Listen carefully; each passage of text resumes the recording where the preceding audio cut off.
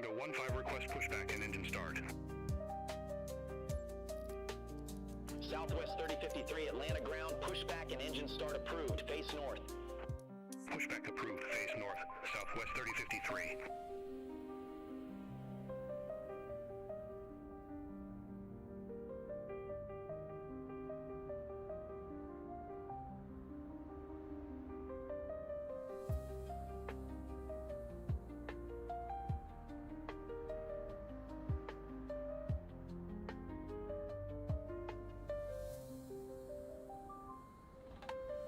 Delta 2471 at gate Charlie 30, request pushback.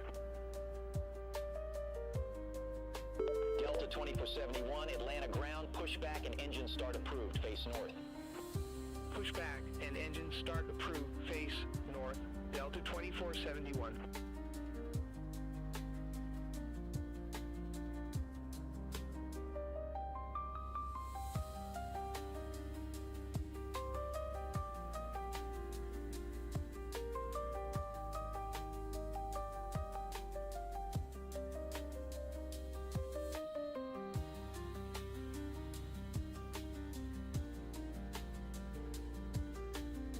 Delta 1682, gate Charlie 12, request pushback.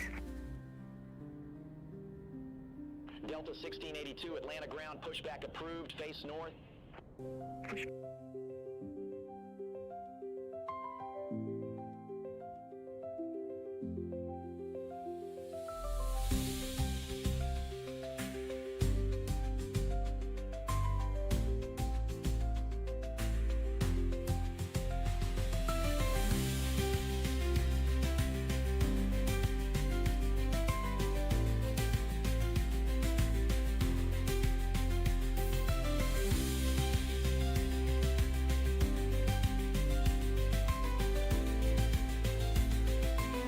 Happy Saturday. Welcome back to another Microsoft Flight Sim 2024 live stream. Got a Delta landing. Going pretty slow. Has to be landing.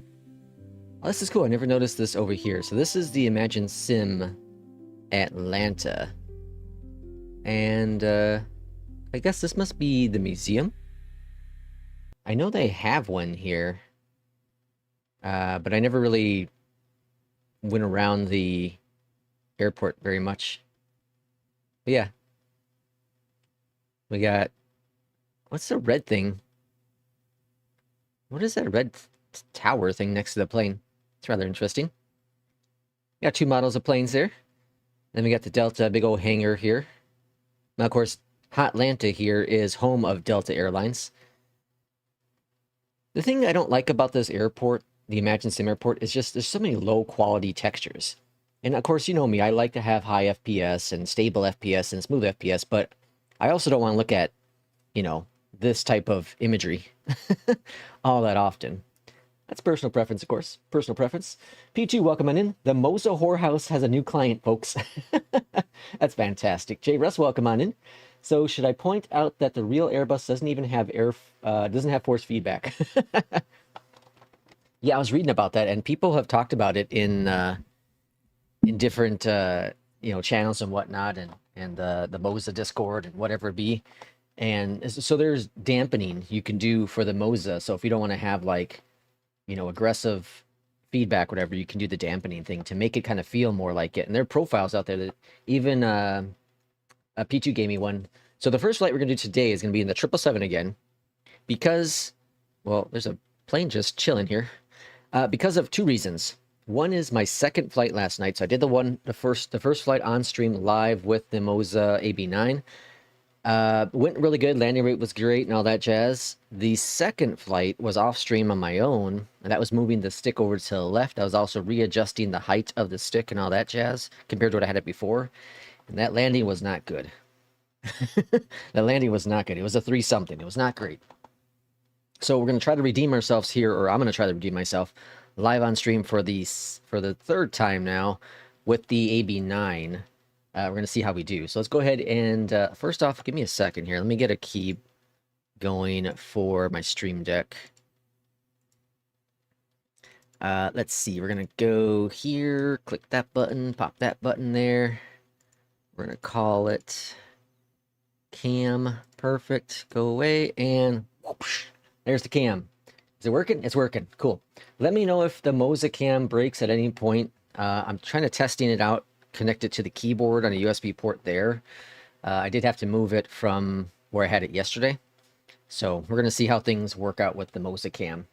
Holy cow, so loud in my ears. I know you can't hear right now because I have it turned off, but let's see what else we got. The V1 preset I gave you is close to real life Airbus. Yeah, that's what I've been reading. The most popular Airbus preset for Moza. Use the CEO preset for the FENIX. Use the Neo for the 350. Oh, interesting. Jay says, don't mind me. I'm just jealous and trying to make myself feel better about not being able to be in the Moza funhouse. Jay Russ will get there. He'll get there. And, you know, I still haven't made my decision. I haven't made a decision if I'm going to keep it. It's a big decision. It's a lot of money, right? What was it? I think it came out to like $600 or something like that, because of the open box, and then I added in the warranty, the 2-year warranty with it as well. With anyone goes to Micro Center, always get that warranty if you're buying a large priced item. So for both of my graphic cards I bought from there, I definitely got it because, you know, melted GPU connections. You just walk up in there and they give you one that's either, if they don't have it in stock, they'll give you cash straight out or refund. Or they give you a gift card, I should say, or they'll get substituted with one. Sometimes they substitute with the even better one. I've seen stories of people bringing in like a 4080 and they got a 4090 instead because they didn't have one. King Bob, welcome on in. The V1 presets are great for the FENIX. King Bob, yeah, I saw you recently bought the Moza as well. I saw you active in the Discord, in the Moza Discord. That's cool. Yeah, this is going to be my third flight with it. The third flight with the 777, and then we're going to swing on over to the FENIX on the next one and give that a shot. And then I kind of want to do the iFly. We're going to see how much time we have. We're going to see how tired I am and whatever is going on in my life, because I slept like crap last night. We had thunderstorms going on. The dog, you know, stressed out. My wife's out of town. So pretty much I was dog sitting the dog at, what time was it this morning? It was like at 4 a.m. or something when the storm hit. So I'm laying with him on the floor and trying to calm him down and relax him. So I've been up, I guess, for about, 5 hours, but I napped within that 5 hours. I probably napped for like an hour or two, probably 2 hours, and the cat's screaming at the door. So yeah, I'm going to be really tired today. J. Russ says, nice. I'm definitely getting banned from Lex Crew. I don't fly New Sky, and I don't have the Moza all by myself. No, J. Russ, you could never be banned. Never be banned. You're a huge part of the community. Never be banned. And again, I don't know if I'll keep it. I don't know. You know, these are decisions I'll have to make over the next couple of days.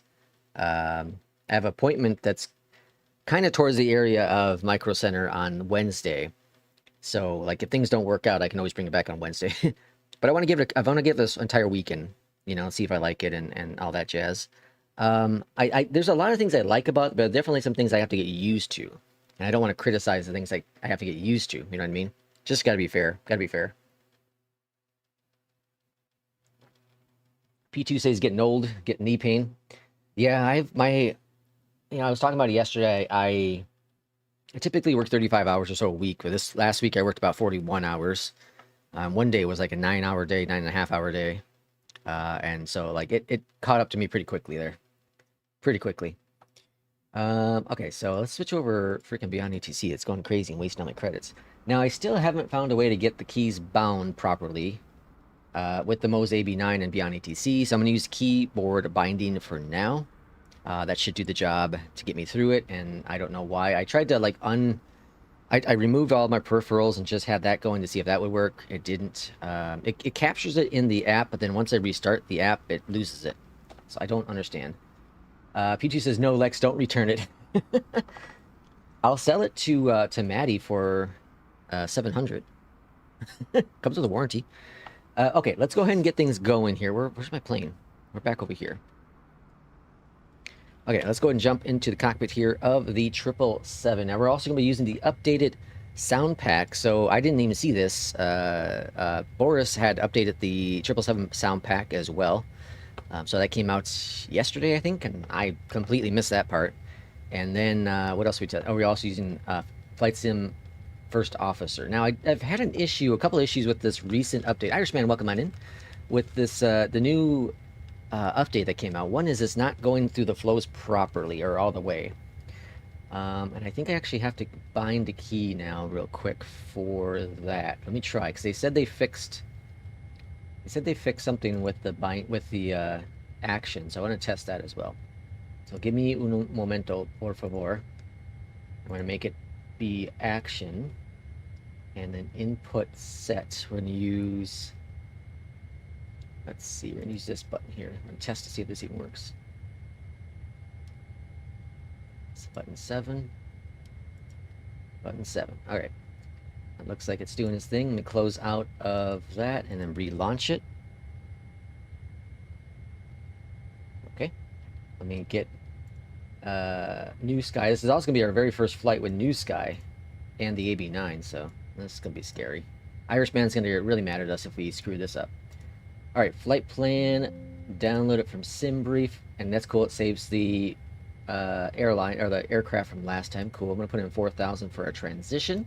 Delta 513. And get that rolling. Start flight. That's cooking. Good afternoon, Captain. All right, let's go over here in the cockpit, over to electronic flight flag, and bring that up. Cool. Up here at the top, let's go that going. If I'm not as excited as I normally am, I do apologize. I am tired, but I was trying to go back to sleep, but I couldn't. I just couldn't fall asleep. I kept on thinking about what I wanted to do with the setup here and change things. And then, like, I become an early bird sometimes. Okay, we got that all set. Let's go on down here. FMC. Position in it. Waiting for that to pop on up. Let's see. Don't worry, P2. We are all grown kids. It's a new toy that we don't do without after this weekend. One thing I did get... Let's see. One thing I did was get a left-handed stick. Yeah, so Moza sells only right-handed sticks, apparently, which is kind of stupid. You think they'd offer more. And so there were 3 sticks available at Micro Center when I went. And so there was this one, there was the Max, which I think P2 has, and then there was a Thrustmaster one. And the Thrustmaster one was like crazy expensive compared to the Moza, which I couldn't figure out because this is like all metal. Or aluminum, whatever it is. It was wild. So I went with this one. But it works. It works left-handed. You know, it does. This big old chonkin thing here on the side. It'd be cool if you can pop it off, but you know, does the job. Let's see. Wasn't the nicest landing to Marrakesh, but wasn't terrible either. Definitely would want a left-handed stick. Yeah. It was kind of terrible, Jay Russ says. That was the event today, right? I think I saw you were doing the event this morning. I'm gonna do the event tomorrow. So tomorrow, hopefully, everyone can join us. We're gonna do the APL event, which I forgot where it is, but we're gonna do that one tomorrow. Flight level. What did we climb up to? 30? Yeah, 30. Flight level 300. And then we're going to go ahead and get that information here. Let's go over here to performance tool. I'm not quite sure departure yet. I think it might change, but I'm getting 26 left right now. Sounds good. I'll monitor V speeds, call out deviations, and be ready to assist in case of any issues. Ready for departure. Alright, we're going to try Beyondatc TC here in a second, once the people stop talking. Yeah, P2 got the Max. What do you do with all the extra buttons you get with those stick? Yeah, I'm still trying to figure out the buttons myself.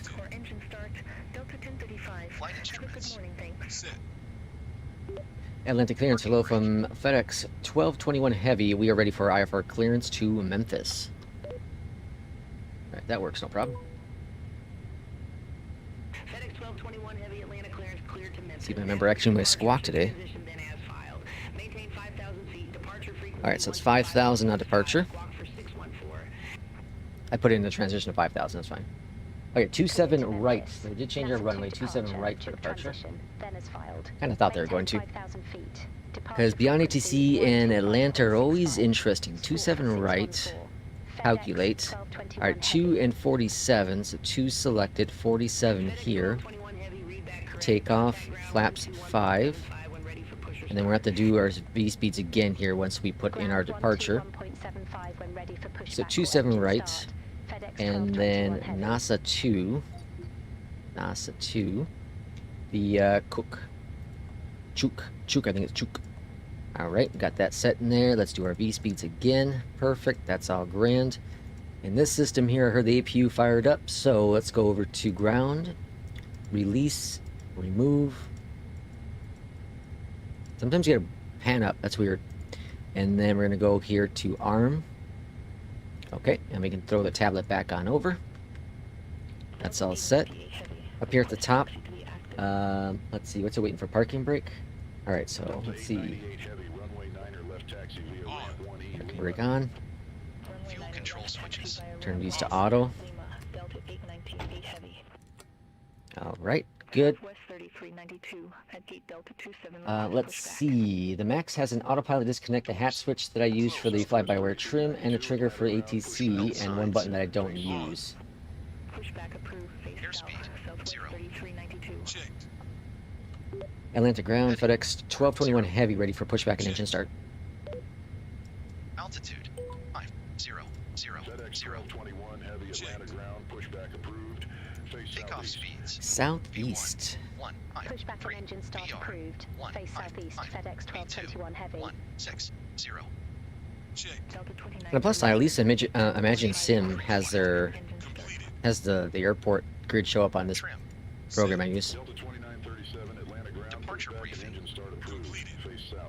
Alright, waiting for Flight Sim First Officer to get completed. Engine start flows next. Start. Request a pushback, and pushback is commencing. Up here at the top, let's go ahead and start engine number 2. Clock is clocking. Getting some major stutter all of a sudden. Hopefully that goes away, because it's really bad. Introduce some fuel. Trim is 5. I have that set for this guy here.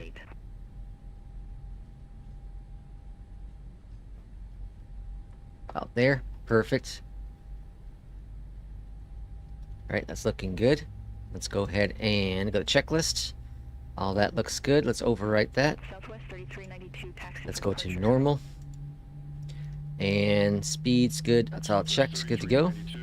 Normal. Recalls good. Check all that. Perfect. And flaps are next. Engine 2 started. Engine number 1's next.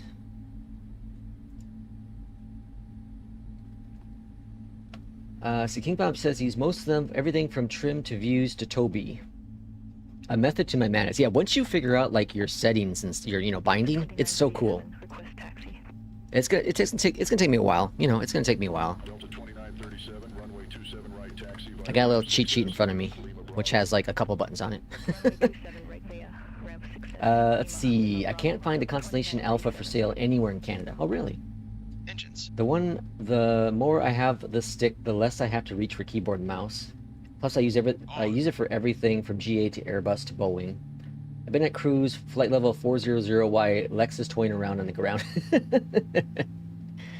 Oh, Jay, are you saying I'm becoming one of those streamers now? I think Jay's saying I'm becoming one of those streamers that takes 8 hours to get going. Alright, APU is off, taxi lights on. Let's see. Atlanta ground, FedEx 1221 heavy, ready to taxi to the active. This will be interesting. It's going to be a long taxi. FedEx 1221 heavy, runway 27 right, taxi via Alpha 7, Alpha 1 tree, Alpha Delta. Hold short, runway 26 right. Runway 27 right via That Alpha looks 7, good. Alpha 3, Alpha Delta. All engines Hold short. stabilized. Runway 26 right. FedEx 1221. Now, I was looking at someone's list there of stuff. Oh yeah, AP. So there's, what's the key binding? United 1068, runway 27 right, taxi via ramp 1A, Lima. What is the key binding for the autopilot? What's it called? I had it for, like, there's the master switch and then there's another one to like silence it. Or is it just called disconnect? It might be just disconnect. Let's see. Autopilot. Auto throttle disconnect. Toggle disengage autopilot. Autopilot off. Toggle disengage autopilot. Dang it, I can't remember what it's called. I don't remember which one I use. Is it autopilot off? I think it's this one. We're gonna find out. This should silence the autopilot, you know, so like when you disable autopilot and then it's beep, beep, beep, clicking it again should silence it, right? Unless I can do something different. Give me tips if you have them. I'll update my chart here, my notes. Okay. And I'm gonna go ahead and bring up the Beyondatc map because I have no idea where we're going. Let's see. It eventually becomes muscle memory with one stick to rule them all. I like that. Disconnect AP. AP disconnect. AP, is that the one that silenced it? So did I do the wrong one? Did I do the wrong one? Let's see. Moza. Let's try disconnect. Ah, there it is, yeah, okay. That there. And then we can search for input, go up, turn this one off. Let's see, delete, assign key, go back, and then we have that. There we go, perfect. Okay, cool. I use Mobiflight now, so I don't remember the MSFS settings for it. Autopilot off, okay. Alright, let's go and taxi. I didn't even read the list of notes that Boris has for this plane, for the sound pack. Delta 1311, gate Delta 1 request pushback and engine start. Delta 1311, Atlanta ground, pushback and engine start approved, face south. I'm hoping that the performance hit here is just because there's a lot of traffic and it's Atlanta. It's not great. What am I looking at FPS wise? 95, but it's kind of like a stutter 95. It's not the super smooth I'm used to. I was reading that people have reported issues with Beyondatc and the Moza, but that was from a while back ago, so that might have been figured out. That might have been figured out. So I think we're taking Alpha down to Delta. Stop! Stop! Stop! You wrong. I did the wrong one. You mapped the wrong setting. Are you sure? No, just set up auto throttle, not autopilot. Is that's gonna silence it? It's autopilot off, not auto throttle disconnect. Did I set the wrong one? Let's see. Input. Oh yeah, I did. Good catch. All right, let's go down here. Disable that. Okay. And what's it called? It's auto. It is autopilot off. Okay, so it is the off one, huh? Off. Autopilot off.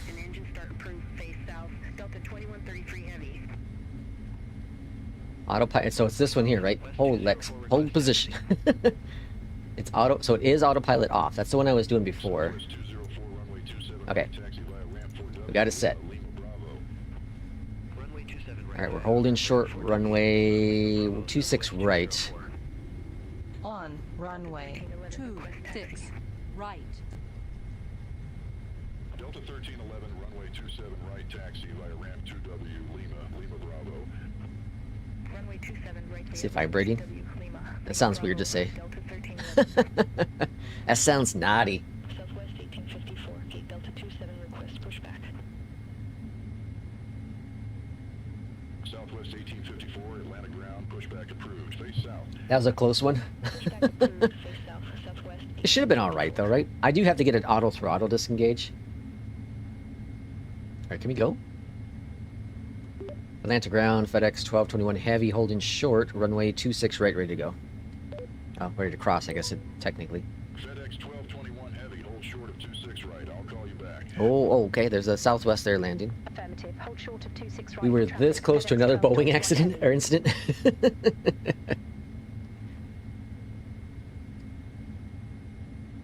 Yeah, so I think we're going to take Delta all the way down to Mike, probably. And then whatever Mike something, or Lima something. Another Boeing incident. Alright, we can cross now, bud. Unless there's another plane on final.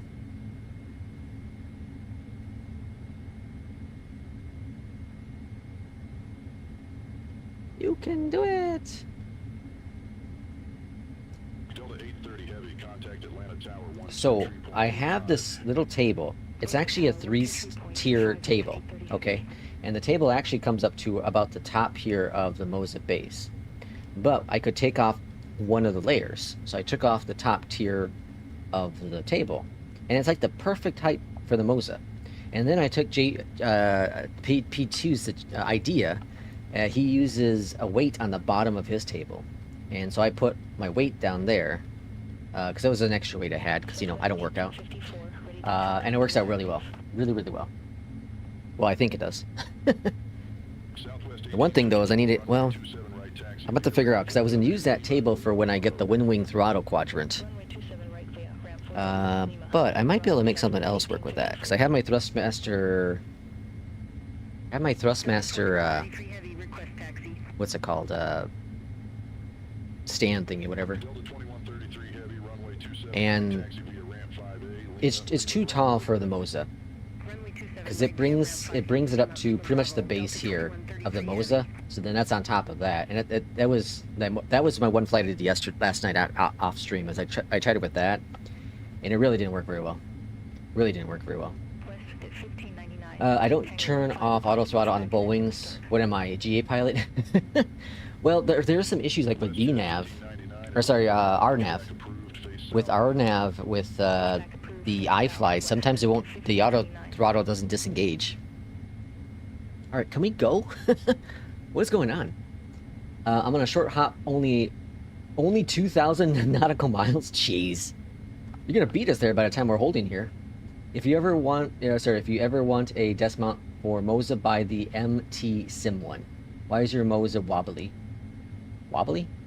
Delta 2133 heavy, hold position for traffic. I'll call you back. Is it moving? Hold position for traffic. That's me moving it there. Delta 2133 heavy, continue taxi. I haven't really been paying attention. 2133 heavy. All right, I'm about to cross myself here. 3502 at gate Delta 1 request pushback. Oh, which button did I have for external view? I moved that. Southwest 8502, That's up here, right? Atlanta ground, pushback and engines. Yeah, there we go. Face south. Pushback approved. Face south. I got another plane on arrival. Maddie, welcome on in. So you can cover the shipping and handling when you send me the Moza. That's good, Maddie. Thank you for the 5 US. Much appreciated. Honestly, all the support you all have done for me, you know, that's why I'm even allowed to even consider buying this kind of stuff. You know, part of all the money that has been donated and the commission or whatever you want to call it, the revenue money from streaming, the little bit you get from that, all of that just goes to me allowing me to buy this kind of stuff. So I really do appreciate it. I really do. It truly is amazing. You all are incredible people. Incredible people. West at 1599, ready to taxi All right. to be active. If that damn Delta goes before us, that's gonna be bullcrap. It is going before us. 27 right, taxi via ramp 4E, Lima. What the hell? I'm just gonna go here. Right via ramp 4E, Lima. And welcome to Maddie too. It's time Maddie get his own emote. Yeah, we need to get Maddie. All right, what the hell? I'm checking. There's no one there. We're going. I'm tired of this. I waited long enough. Southwest 1503, Atlanta ground, hold position for traffic. That's crazy. Southwest 1503. That Delta should not have gone before us. FedEx Oh, now they give us P2 with the... Whoa, slow down. With the 14 Canadian Moza Funhouse rent for a month. Thank you, P2. much appreciated. Whoa, stutters. All right, we're gonna go all the way down to... Is there another runway here? Oh, I guess we're crossing it now. Did they tell us we can cross it? Nah, we're crossing anyways. It's active on the Beyond ATC's map, so we're taking that. Thank you again, Maddie, and thank you again, P2. Much appreciated.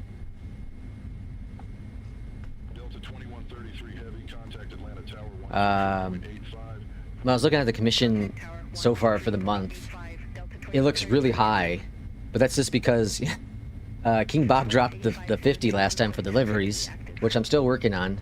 I'm trying to get a hold of Vector, because I think Vector said he... Oh, my flows are way off here. I thought Vector said he knows how to do it, so I'd like to see if he knows how to, and then give him the money to do it, you know what I mean? I want to do it with someone within the community. It would be great. That plane disappeared. So that's what I'm hoping for. Flight control test. Flight control test. Full left. Full right. Full forward. Full back. Neutral. Neutral. Jigged. Sim is stuttery today. It is for me. Is it for you too? Okay, so maybe it's not just me. I will say this though. I will say this. If Moza is the culprit of the stutters in the sim, I can't have that. I can't have that. Moza's going back. If Moza is the cause of it, I don't think it will be. J. Russ with 10 US. No, here's more for shipping it to me. We got a shipping war going on. That's fantastic. Thank you, J. Russ. Oh, that's fantastic. Thank you, everyone. J. Russ, P2, Maddie. Thank you so much for the awesome support here on the channel. You know, just being here, being able to talk with y'all is fantastic. Tomorrow we're gonna get on Discord. So for those who are available to join in the group flight, we'll hop in Discord, have some chats, and have some good time. I'm excited. Today I'm gonna go, after streaming, I'm gonna go shower or whatever, and my cousin and I are gonna watch a movie. I think we're gonna watch the new Superman movie. As much as I'm against it, I wanna see it. I need to see it and compare it. Nice watch there. You like my Fitbit? That's my Fitbit. That's my... Okay, so I don't know if I ever told the story before. I'm sure I might have, or you might have seen it in one of my writings or something, whatever. Anyways, honestly, Fitbit, this is not a sponsored video, but Fitbit is a lifesaver. Honestly, 100%, a billion %, I'm not lying. You know, if you've ever read those stories about, like, people saying how, you know, the Apple Watch saved my life and all that jazz, and you're like, oh, it's just marketing BS? No, seriously. When I was going through all my health issues, outside of feeling just weird and fatigued and dizzy and all that jazz, I was able to look at my history of my heart rate with Fitbit and provide it to my doctor. And, you know, with that information, we were able to figure out that there was something wrong. Clearly something wrong. Let's see, I want to go into performance. Runway 27 right, so we changed to.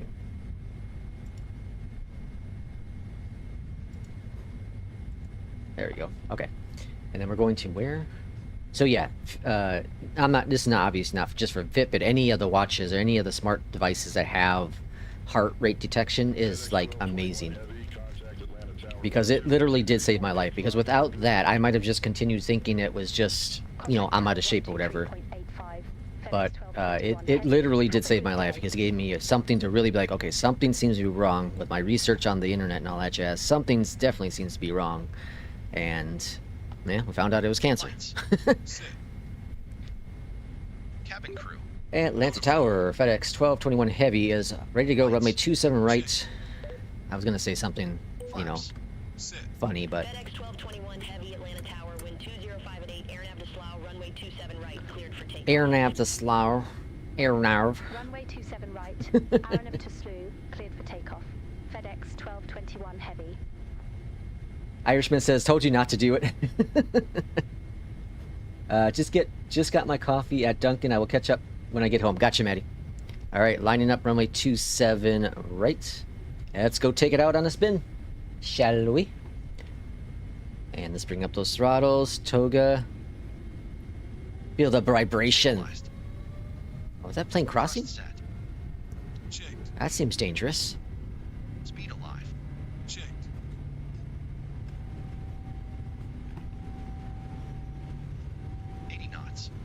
Got a bit of a crosswind here. This ought to be interesting.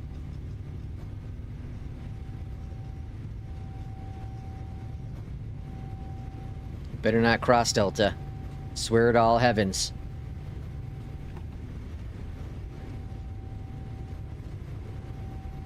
V1, rotate. Gently pull back on the stick.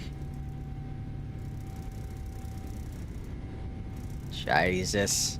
Jesus. Positive rate. Gear going up. Gear up. Alright, not as smooth as yesterday, but yesterday we also didn't have any kind of wind. For 100 feet. Alright, a little shaky on that departure. I gotta figure out the crosswind stuff when it comes to side sticks. Alright, gear is going up. All looking grand there. Let's go LNAV, VNAV. Navigation on. Atlanta departure. And let's go ahead and trim. 1221. Heavy good day, 2,000 feet. Acceleration altitude. Flaps going up one notch. 21 heavy, Atlanta departure, radar contact, climb, maintain 15,000. Climb, maintain 15,000. FedEx 1221. 15,000. Let's go ahead and put in 300. It's so weird. It does like some weird twitching thing. I can't figure out why. What's with the twitching? Like it's pumping, like a heart pumping. I don't know if it's turbulence simulating or flaps simulating or what. Might be flaps. Flaps.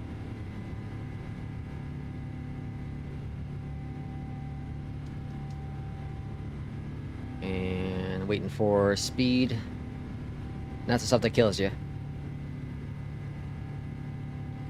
Alright, flaps up. Up. Gear. Up. Flaps up.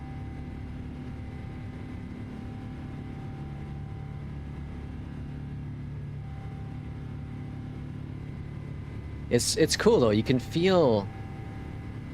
It's an interesting feedback.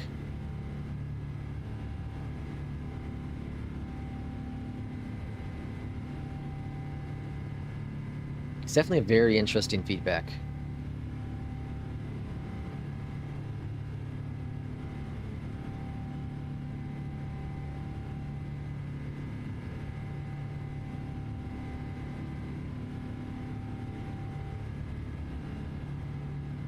Now that you know, whenever you have a new device, you always want to use it as much as you can. So I've been climbing all the way up to 10,000 on all my flights. You know, on my streams I like to do it up to 10,000. But when I don't stream, I'll, you know, sometimes I just throw it on at like 3,000 or whatever it be. But this is my third flight now that we're doing up to 10,000. And I'm gonna try to do the same thing on arrival as well. Normally I like to turn off AP at about 6 nautical miles out. We'll try to turn it off a little earlier on this arrival, depending on the weather-wise, but it looks like Memphis is going to be okay.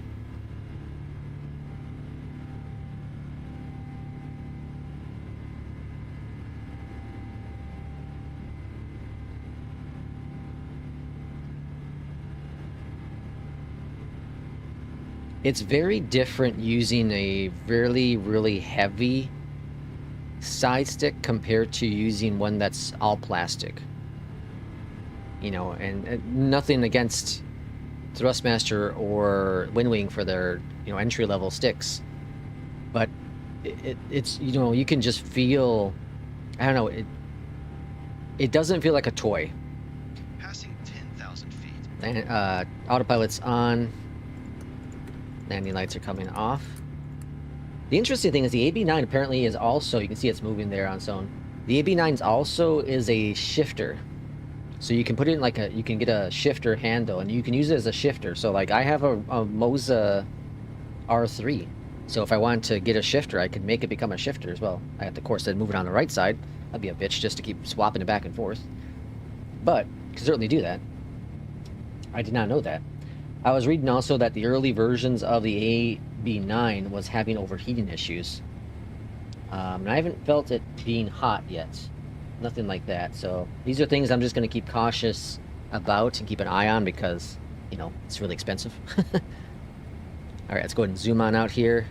Now we got that runway change on departure, so we might get the same thing for the arrival, but we'll go ahead and put in, for right now, we'll put in the arrival 18 right, or sorry, 18 left into Memphis via the Van's arrival and Wasser. Execute. Let's go over here to normal. Alright, got that all set. Yeah, this sim is definitely struggling today. Really struggling. Anyone else? Who else is streaming, or not streaming? Who else is flying and you know, seeing some of the performance hits today with the stream or with sim? Let's see. PG says, "Wow, me and the Mountain have used our Apple Watches to measure heart rates during some activities. Thankfully, nothing serious. That's good. Yeah, that vibration is part of the preset I gave you. Okay, that's the flaps. That engine noise, yeah." Use your fly-by-wire trim, Lex makes. Oh yeah. Ever since you gave me the tip in Discord, oh my gosh, it's fantastic. I went left stick. Yeah, the reason why I went left stick is because I felt so weird. I know it would take time to get adjust to it, but it felt so weird reaching for the throttle with my left hand. And on top of that, my toga button is on the left side of the throttle. If that makes any sense. So that's kind of why I did that.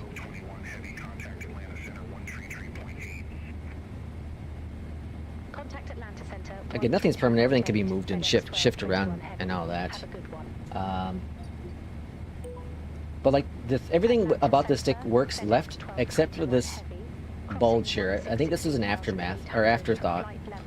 Because if they thought about it, they could have just had this plop off, even have this dude move over, this guy up here at the top move over to this side here, you know, have him, you know, switch swappable, and I feel like everything would have been fine left or right. So this button on the bottom, there's a button down here. I'm using that one for my reverser. So I pull that and hold it, and then I push my throttle forward to engage reverser. Works really well. I've not had overheating issues. Okay, cool. Must be the weekend rush in the server. Maybe.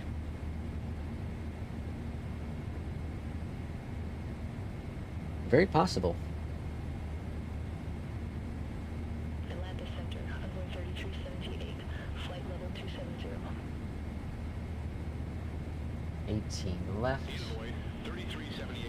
Alright, minimums are 501. Oh, nice. So it's like just barely up. Dunk. Oh no, hold on. That's 4. Southwest 1751 Atlanta Center. I have a traffic management reroute for you. There it is. 501. Perfect. Alright, got that in the box. Southwest 1751. Expect swap. So I don't know. I don't know what I was expecting with the Moza. Because you know, one of the things is when you read about force feedback, people are like, okay, why is force feedback really necessary within flight simming? And I understand the argument of why. I really do. Because the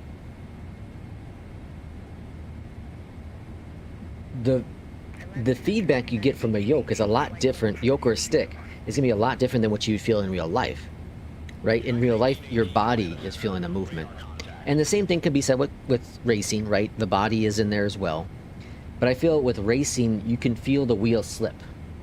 Like, that's one thing that I've noticed the most having this Moza R3 is that I can feel that when the car is starting to slide in the corners, I can make the correction. Whereas in the past, if I tried driving a rear wheel car in a racing game, a lot of times I just slide out, which is why I've only done all-wheel drive in racing games for the most part. But I'm able to do rear or front wheel drive in racing games now with a really high quality wheel, because I can feel the slip in there. It's really cool. It makes me super excited. I was watching more videos about the new NASCAR game. It makes me super excited to race in that NASCAR game. I'm so excited. It comes out next month. I'm not a NASCAR fan either. I just like NASCAR racing, like in video games. I absolutely love it. Have so much fun doing it. That's more my cup of tea versus like track racing. Like that's I know, like when NASCAR, like when the track races come, I'm like, I'm not interested no more. Give me some ovals and I'm good to go. The boring circle over circle over circle over circle, right? But I have a blast. I don't know why. It's something cool, especially nowadays. Like there's so much more plate racing. I don't know. It's wild. But I haven't watched NASCAR in, gosh, 15 years, probably. No, well, probably 13 years. Probably 13 years since I watched NASCAR. I like using the racing wheel in F1. It's fun. It's good. Like it does a good job, and it's a thrill for sure. But I don't know any of the tracks. It takes a lot to get used to and whatever. So I just kind of pop in there and have a little fun here and there. And Forza the same way. Forza's cool and fun. But Forza and the Moza wheel aren't really, at least Motorsport, aren't really compatible properly. Like they work, just not, the best. And I guess I'm kind of hearing the same thing with Flight Sim and this. Like they're kind of slowly finding ways to make things work best with the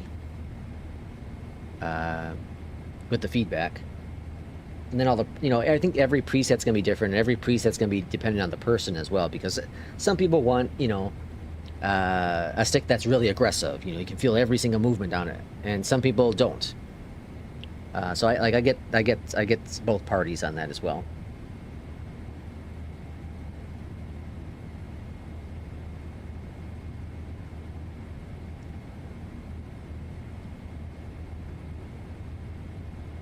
I think I was late on this departure. I think Irishman's gonna get me.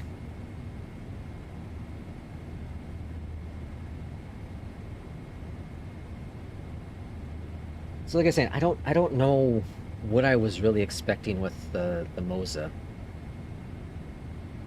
And that could be for the better and for the worse, right? So you can see here now we're leveling off and the stick is kind of moving on its own, right?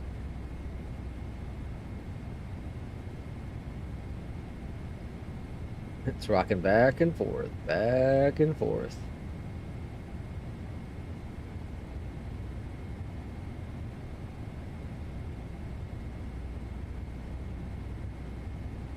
There you go. Now it's settling. Yep. So like, okay, so you watch that kind of stuff and you're like, okay, well that's kind of interesting. But is it, the price for it, is it that interesting? You know what I mean? So the thing is, what do you want to force feedback anything to use? Why do you want to use it? Like I can't play games now without having rumble, some sort of rumble in controller type games. That rumble is so cool. It's a part of the immersion. When there's an explosion and boom, you feel the rumble. If you play anything on the Switch and you get the rumble out of that, right? It's part of the immersion, part of the experience you have. I think if you used a force feedback item a lot, let's say for Flight Sim, and so here's an example I'll give you. The butt kicker. I love my butt kicker. I've raved about it all the time. But the butt kicker is pretty much in two phases. Or, it's pretty much in two phases of flight. It's takeoff and landing. So on takeoff, you're going to feel the vibration, of the ground. The wheels, the shocks, right? The gear coming up, you're going to feel that. You may feel a little bit with the flaps. And then on landing, you're going to feel the boom. And then you're going to feel the rumble as you taxi on into the gate. Right? So that's it.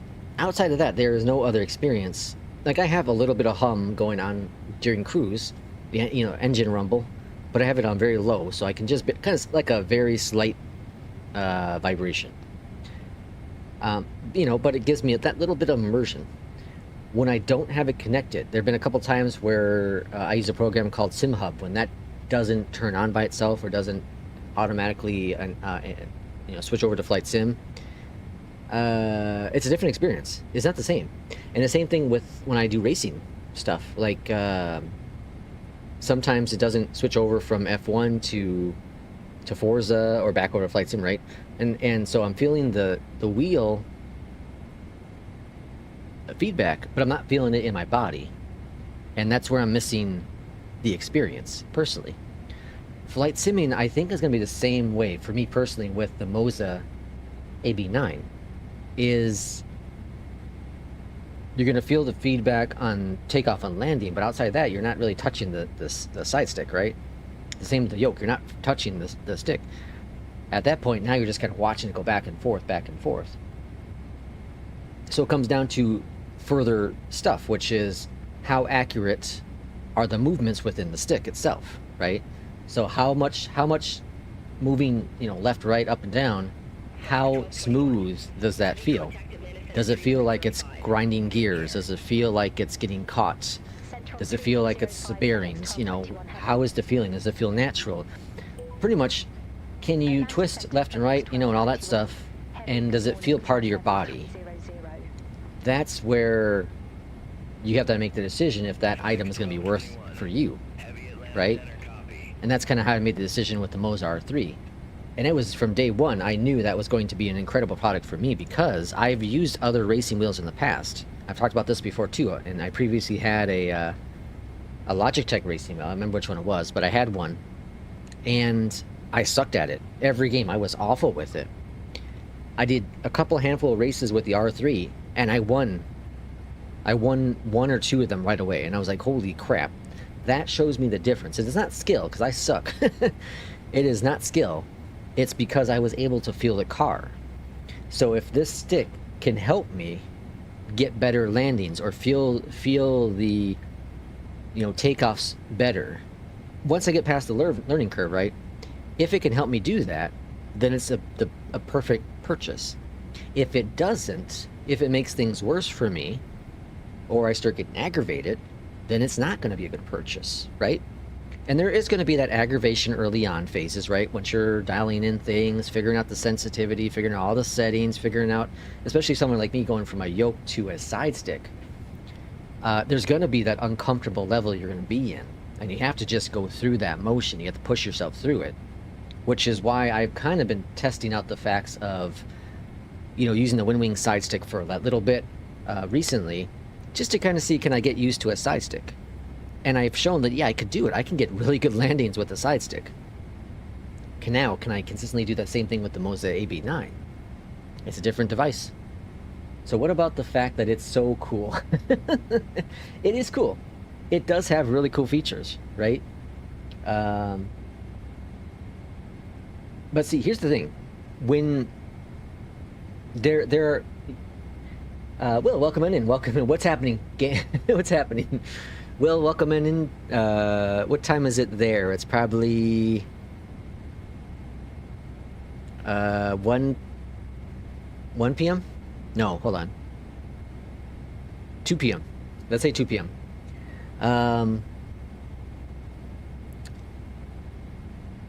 It's so hard to watch reviewers nowadays.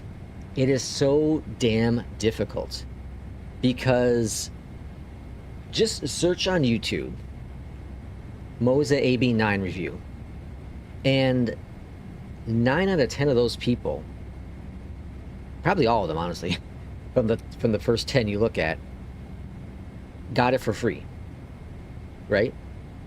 And I have no major issues with people getting it for free. My issue with them getting for free is that there is that bias in there, and they're nervous about maybe telling the truth about it. Okay, but so my point is this: if you watch the review of the product, almost all of them are super excited, super thrilled, this is game changing, all that jazz, right? Well, then when you get it in person, is the same thing that they experienced the same thing you're experiencing, right? That's what is important. And when I bought the R3, the Moza R3, yes, when I watched the reviews and people are like, this is going to be really cool, you're going to really enjoy it, it's going to be amazing, I was like, holy crap, this really is. When I got the AB9, I haven't quite gotten that same impression yet. It's cool, don't get me wrong. P2's like, it's cool, there's no doubt about it. But I haven't had that game-changing experience that every one of those reviewers said. It's going to be game-changing, it's going to be game-changing, it's going to be game-changing. I haven't had a game-changing moment yet. I've had a, that's cool, that's interesting, but I haven't had a game-changing moment yet. You've seen me here live on stream doing a couple unique, cool things, right, for the very first time. Flight Sim First Officer that Will recommended, right? The first time I had that going and I heard it and it was doing all the switches, like, holy crap. It was amazing. The amazing experience with it. But, I'm not feeling that same thing yet with the Moza AB9. And again, I think it might be because I got to learn things. I'm so used to a yoke. So I'm not criticizing the Moza AB9. I'm not criticizing my WinWing Ursa Minor either. But okay, so that's a good example there. It went from the Thrustmaster TCA side stick to the WinWing Ursa Minor. And I felt the difference right away. It felt different.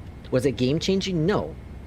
Because there were things I didn't like about the Ursa Minor. One is that it doesn't have a lot of range. I like the range of the Thrustmaster. But I like the accuracy of the Ursa Minor. So the trade-offs are there, right? I was saying the same thing yesterday on stream. I love that I love how I can pull back on the stick and it does exactly what I want at the very minute I want to do it, in the very second, right? Where the Alpha, I definitely felt there were issues sometimes with the Alpha. You know, you pull back in the Alpha's like, oh yeah, want me to do something? Like the sensitivity's not fully there, or it's not registering every single movement you do right away. So I definitely felt that with the Alpha. But I can see with the AB9, like, that is impressive. The reaction of it, I don't have to do much movement to it, and there's, you know, and it does things. And it's not like jerky either. You know, if you've seen me with the Ursa Minor before on stream with the webcam, it could be jerky, right? I haven't had that jerky moment yet with the AB9. It's been really, really smooth. I'm very impressed with that. Let's see. Chicken, welcome on in. Nice looking stick. 1630 just came back from Germany, really? Oh, nice. Master Copy, welcome on in. I saw you were flying. Oh, shoot, where was I? I was in Providence. I think you were doing a Boston JFK flight or something similar to that the other day. On Thursday. It might have been Thursday, Master Copy. Satisfactory number 1. Yes, exactly. It looks very bulky. How does it compare to the Ursa Minor? Oh, you can't compare them. They're two different products. They're, you know, the Moza is like 7 times the cost. You can't compare that. That's two different fields. You know, I can say this. Like I was just saying. Ursa Minor, which is right here, right? The range on it is minimal, right? That's full forward, that's full back, full left, full right. There's nothing there. You can see just right here, just looking at it visually, it's probably dark, but there is so much range. There is, you know, an inch worth of range on both sides. Where on the Ursa Minor, you know, the Ursa Minor doesn't have much of any sort of range in there. There's nothing in there. So the amount of feel you have to give it and all that is a huge difference.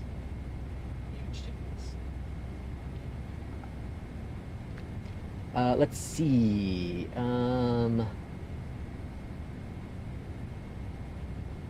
His stick looks bulgy. Same here, I agree. I went from the side stick, the Ursa Minor, and never looked back. It's amazing. Yeah. The TCA side stick is really, really good for an entry-level stick. There's no doubt about that. But when you experience something that's incredible, like the Ursa Minor, yeah, it's no contest. It's no different than going with, you know, another WinWing stick, or, you know, a Verpal or something like that. And I like the dampering. Yeah, the Ursa Minor is so precise, very accurate. It is very precise.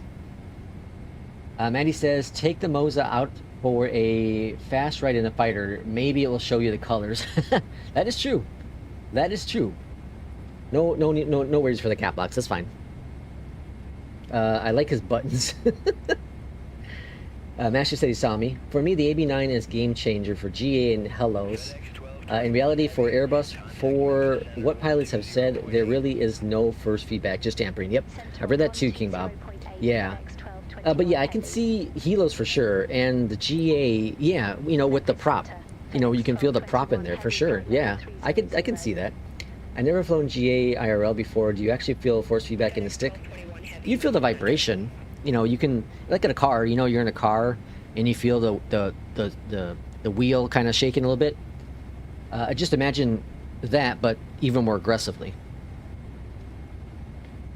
Jay, I've wondered about that, King Bob. Likely, I think the Moza is best for GA type flying. Not sure if it's worth it for airliners alone. That's an interesting question, Jay. And that's something like when I did my research on the AB9, there's not a lot of people flying airliners with it, other than the Airbus. So many reviews are in GA or in fighter jets, right? Not a whole lot doing airliner stuff. And I think part of it is that there's really only one plane airliner, at least that does a side stick, and that's Airbus. And they're afraid to offend people by doing a Boeing or something. It's a freaking sim, dude.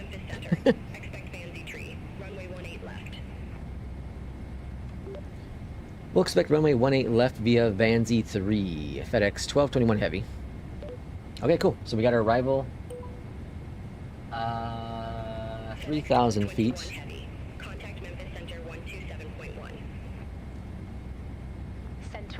I think I'll hold off on the Moza for now. Yeah, I get a master copy. It's not for everyone, but yokes aren't for everyone either. And you know, Virpils and all I keep thinking about is Virpil now for the brand. So you know, there are so many different peripherals that aren't for everyone. You know, having the FCU is not for everyone. Having the Honeycomb's not for everyone. There are so many different things not for everyone. And you have to decide, you know, on your own if it's the right purchase. I've been thinking about this one for a very, very long time. I just happened to see that it was at my local micro center, and I was like, well, if I want to get it, now's the chance I can get it without going directly through Moza's website, which P2 says to stay away from. And so, of course, I pulled the trigger now, and you know, we're in that experimental phase. On the plus side, it's open box, so I can always, if I don't like it, I could be like, yo, it's broken. But there's a high probability I'm going to keep it. There's a high probability.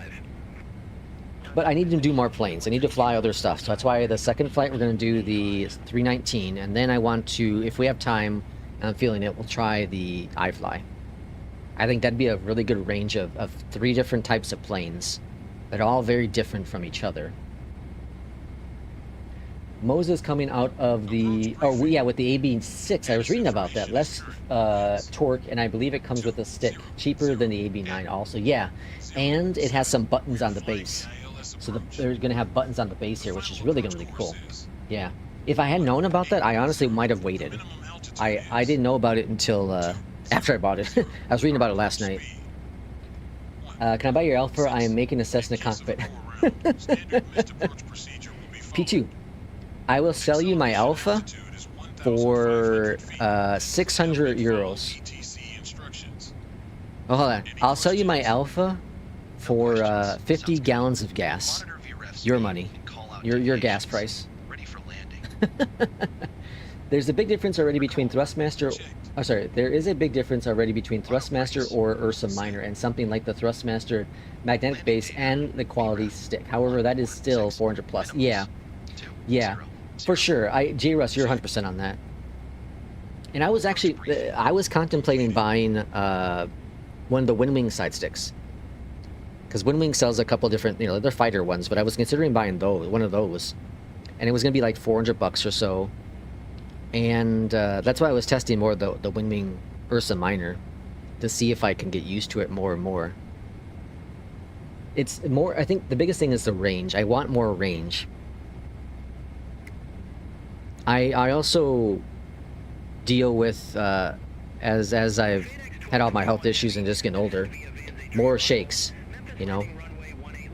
So my hand's not as steady as it used to be, which makes photography very difficult, because I love photography, but I get so many blurry pictures now.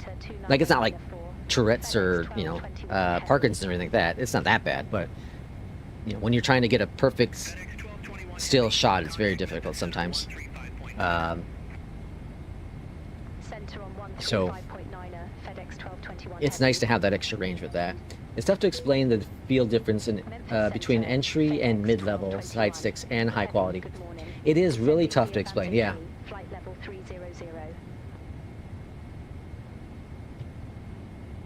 King Bob says, if I didn't want force feedback, I would suggest the Virpil base and the Virpil stick. They're excellent, also just no feedback. Yeah, I think Kip has the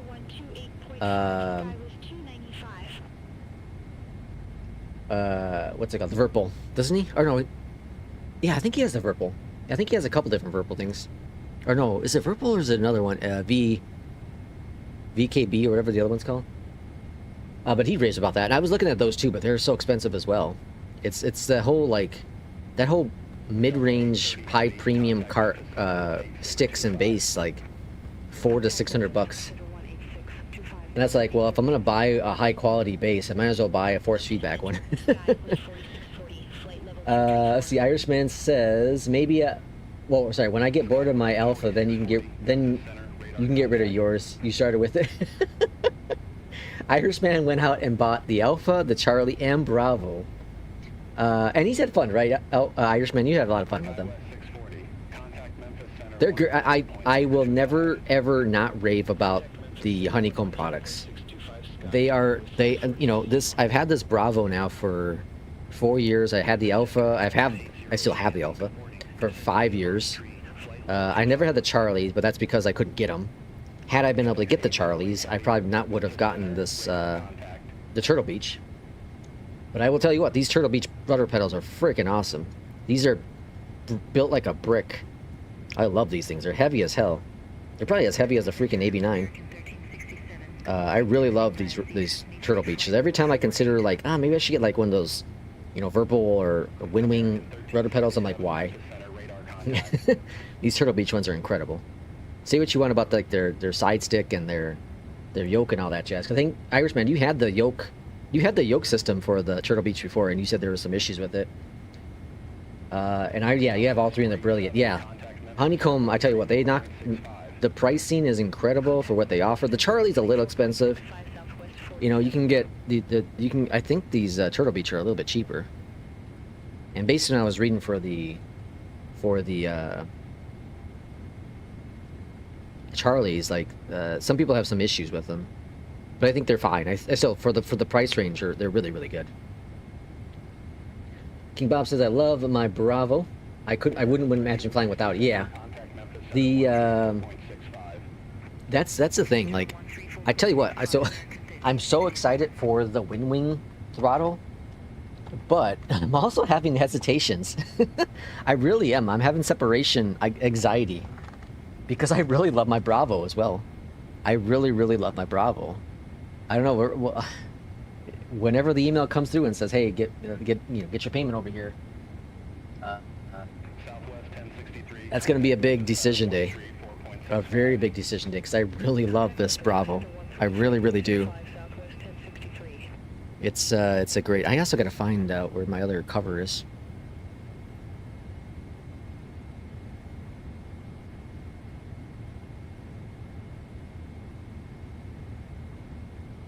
I was actually considering, before the WinWing throttle stuff was getting close to release, I was thinking about getting that Bravo Light, because it has 4 axes. Yeah,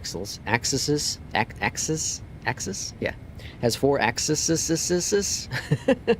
Well, I'm only using 2 right now. Well, technically 3, but I'm really only using 2.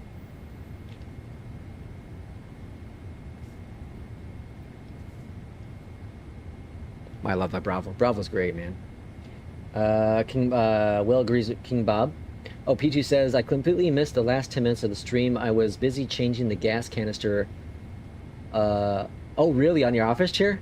Funny thing, P2. Oh, P2, did you... Okay, hold on. Did you watch the first, whatever, 10, 15 minutes of yesterday's stream or not? Let me know real quick, because I got something funny to tell you.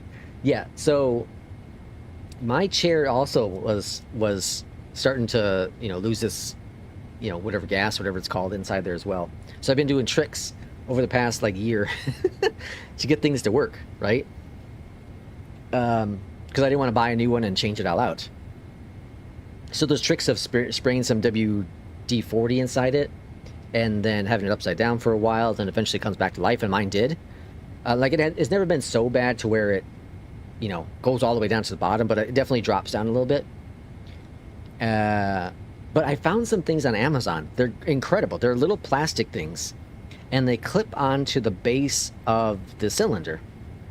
And essentially, it just holds it in place. So if you always are in one position, like mine's always in the top position, my chair, always in the highest, you can just clip things on there, and it doesn't go down. It just won't let it. The plastic little pieces hold it up. It's incredible. And they're like $10. Greatest invention known to mankind. I'm excited about the WinWing throttle, but not 100% about it either. Yeah. You sucked the canister. You didn't watch it. Okay, I'll talk to you here. Give me a second. King Bob, gotta both have fun. King Bob, thanks for coming in. Thank you so much for coming in. We'll see you for the next one. Got some traffic down here. Okay, P2. Here is why I asked you. So yesterday when I was at Micro Center, and you know, I got a couple people asking me if I need help. I'm like, no, I'm just kind of browsing right now. So I went over there and I went to the flight sim and the, you know, the racing area, and I saw the flight sim stuff. They got a bunch of different peripherals. I saw the MH19 or 16. Sorry, I saw that. So the stick, saw the stick there, but I didn't see the base anywhere. And their website showed they had 2 in stock and an open box. Right, so I'm in the store looking at their app, and it's supposed to be there. I'm like, I don't see it. I'm like, oh, well, this is bullshit. So I'm looking at the Thrustmaster yoke, and I'm like, okay, well, I guess this is a sign that I have to get this. But then I said, okay, I'll walk around a little bit more. So I walk around a little further, and then I see, it was almost like an aura around it, was the open box AB9, okay? And it was $150 cheaper than brand new. I was like, well, hell, this seems to be a sign. This definitely seems to be a sign to get it. So I picked it up, I walked over, I grabbed the MH16, and I made my way to the counter, right? And so I'm going through the little checkout line, and a guy flags me down, okay? And so I'm ringing out the items, I'm asking questions about the warranties, I'm asking questions about the return policy and all that jazz. And then I understand he has an accent on him, right? And it wasn't, you know, I don't like to judge anyone on their accents or anything like that, but he had a little accent. I understood him, everything. I'm not saying anything like that, but I could just hear the accent. And so right away I started comparing it. I'm like, that sounds really familiar. Like I've heard that before, recently. And so then, you know, he's asking me, he's like, oh, hey, do you like the Moza stuff? And it's like, oh yeah, you know, I got a guy in Canada who has one and he really likes it. And he's like, oh, I used to live in Canada. I was like, oh wow, really? That's cool. And then he says, yeah, I moved from India. I moved from India to the United States, and then we moved to Canada, and then we moved back to the United States. I was like, holy crap. So P2, I think I'm correct in saying you used to live in India, right? Is that correct? If this is correct, then like all of this is just a hell of a coincidence. I thought it was hilarious. See, P2 says, I bought a new gas canister for my old chair when it gave out. When I got my new chair, I replaced the canister with my previous chairs, but it was too high. So I replaced it again. Ah, okay, I gotcha. So it was too high.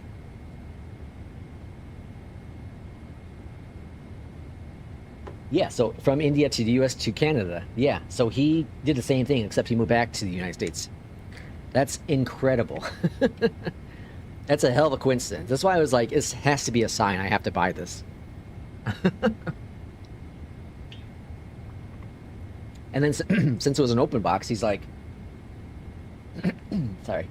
Since it was an open box, he's like, well, did you look inside it? I'm like, well, I didn't open it up because I didn't want to be accused of stealing anything. He's like, we gotta look inside there, make sure everything's there. So he opens the box. He's like, yeah, you got this, you got some cords, you got this, you got the big thing here.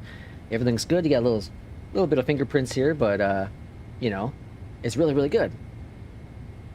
Yeah, he's a great salesperson. Great person. So many folks I saw with the same travel story. Yeah, it's really cool. What are those clamps called for the chair to keep it from lowering? Oh, let me see, Irishman. Let me see. Amazon. Office chair.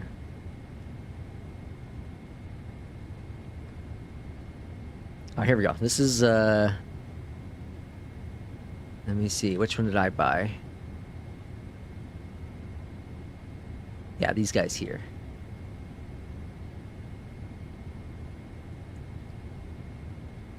Right? Let me just verify. I don't want to give you the wrong one. I've had them now for maybe a month, and they're doing really good.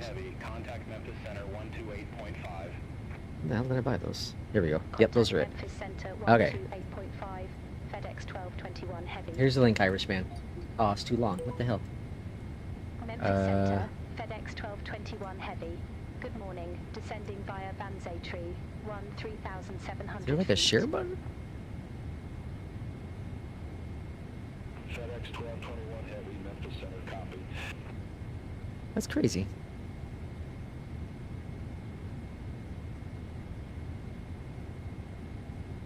All right. Well, I'm gonna send it to your Discord, Irishman.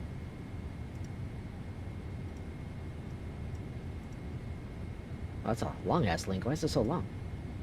Okay, I sent you a DM. What they're called, though, for those who want to know, this is what they're called. Another subscriber. That's the title on Amazon.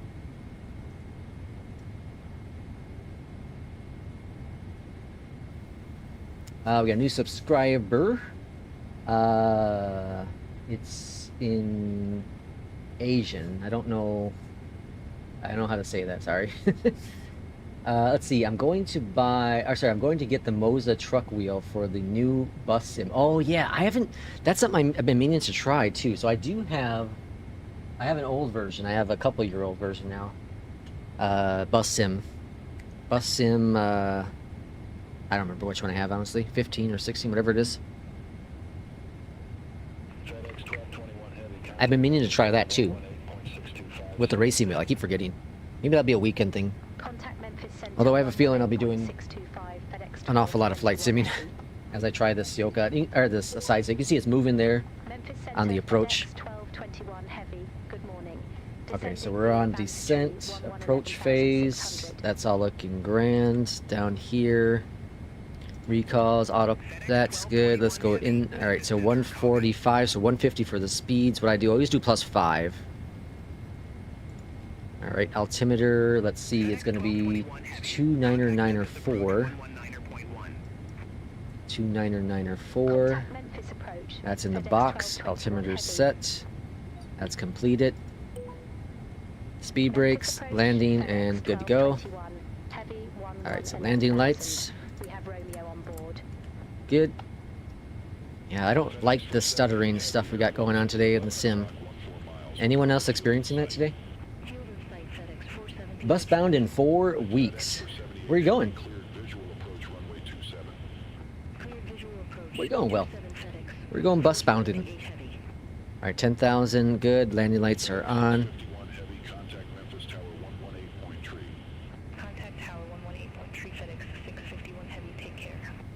My throat's already dry. I've only been streaming for an hour and a half. Lights. Checked.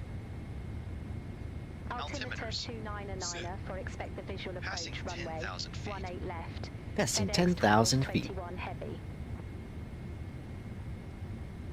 FedEx 621 Heavy, contact Memphis Tower 128.425.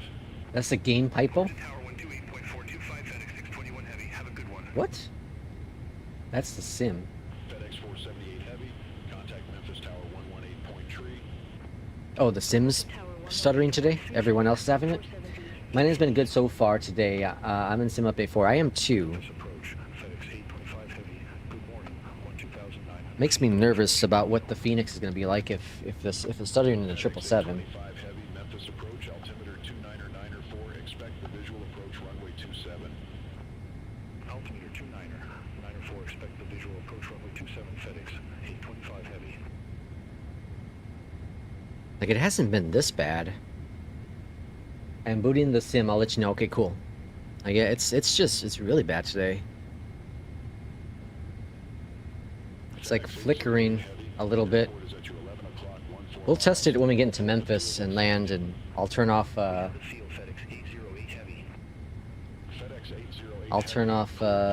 ATC and see if that's causing it. But look, I can't even smoothly pan around here without it stuttering a little bit. I don't know if you can see it on the stream, but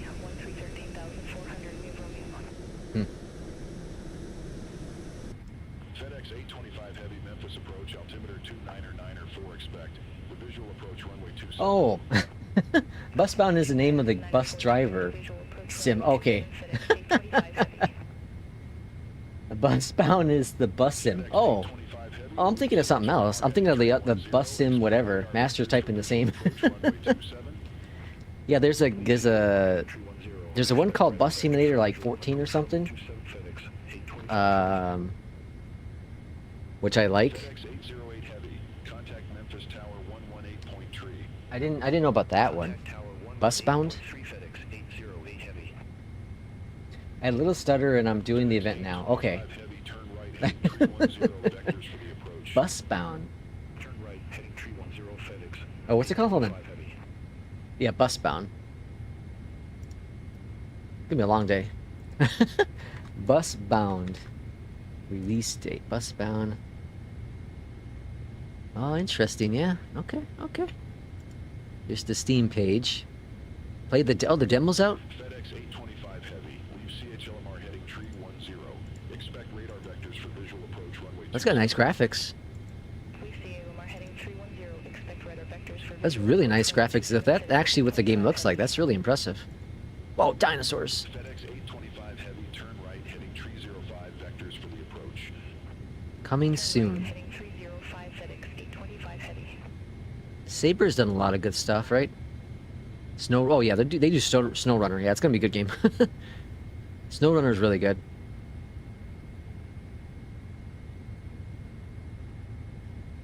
Yeah, it'll be fine. It'll be fine. Alright, coming up on 6,000. It's almost like ATS, but not there yet. Okay, it's very good. I'll try the demo. I'm interested. Sorry. I'm very interested. I like a good bus sim. I can't back up a freaking truck to save my life, so buses don't really back up. I can do that.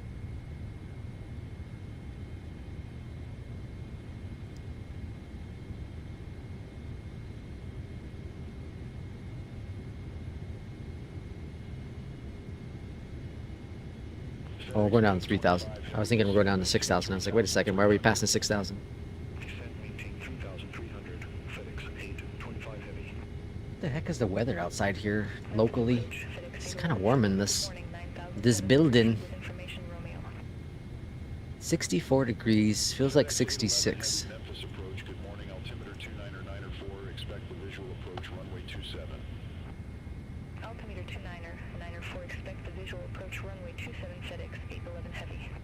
I think on the next flight I'm going to restart the sim. And I'm going to clear out the cache and all that jazz, just to see if that's what's causing some of my issues. It took me a minute to learn how to back those 18-wheelers. I can't figure it out for the life of me. I sat there and tried for an hour. It kept getting worse and worse. No rally for me. See the video on Discord. Takes my arm off. 65 Heavy, turn right, heading tree 10. Expect the visual approach, runway 27. Alright, coming up on 6,000.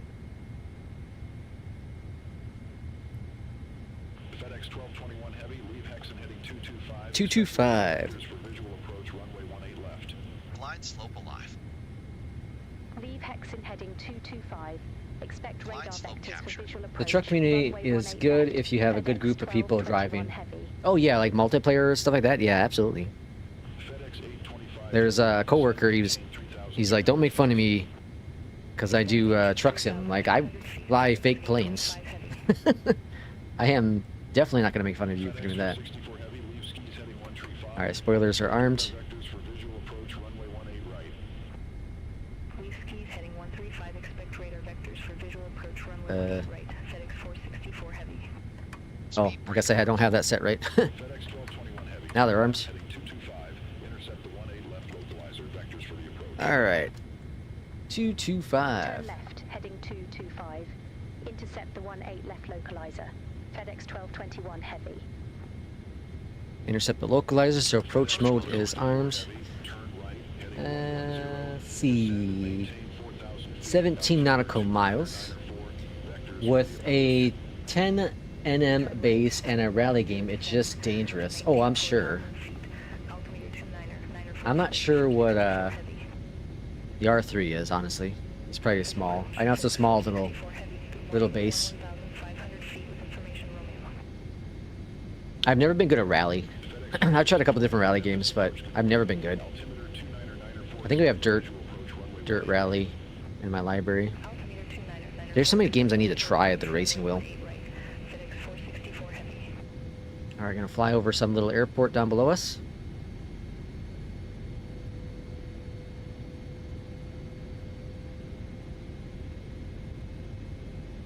I know Will's ready for this moment. He's ready to see my cute little hands. Hand, I guess.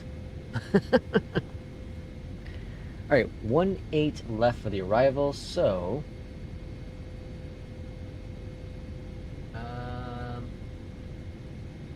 I'm just gonna exit to the left. I'm just gonna exit to the left. Once we land, I'm gonna probably turn off Beyond ETC. I want to see if that is indeed what's causing the stutters or if it's something else. Asher Copy says I might get Battlefield 6 today.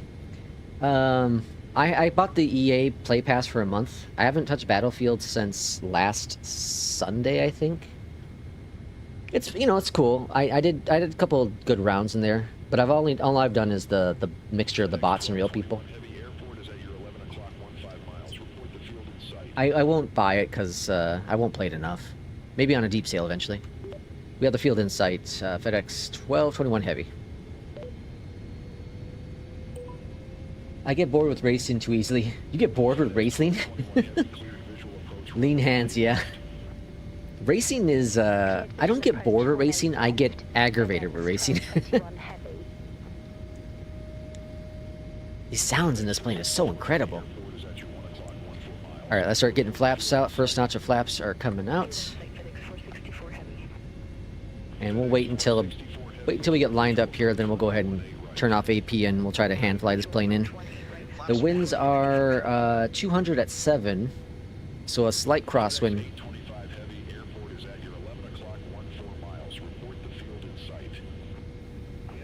Got some traffic out there. Yeah, I get bored with iRacing because I keep losing, or kept losing. Yeah, I'm sure I would too. iRacing, I think, is one of those tough ones, for sure. Altimeter 299 or 4, that's all good. Down here in the bottom, landing gear and flaps, that's it. Cool. Tower 119.7, FedEx 1221 heavy. Wait for glide slope to be captured. 10 nautical miles out. FedEx 1221 heavy. Visual runway 18 left. Glide slope is captured. What was the speed? 150, right? Yeah. Tower wind 200 at 8, gust 20, runway 18 left, clear to land. Gear coming down. Runway 18 left, cleared to land. 25 FedEx 1221 heavy. Alright, AP's off.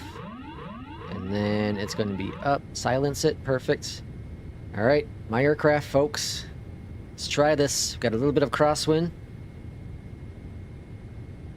Let's go into approach mode here.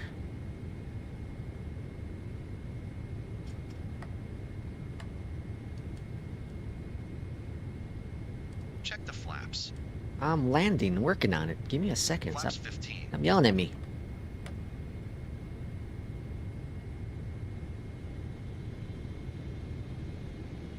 Flaps 20.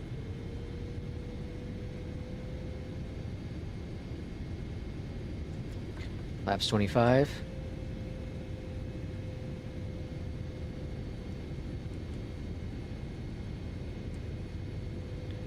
And 150 on the speed. Flaps Checked. 25. Alright, little high.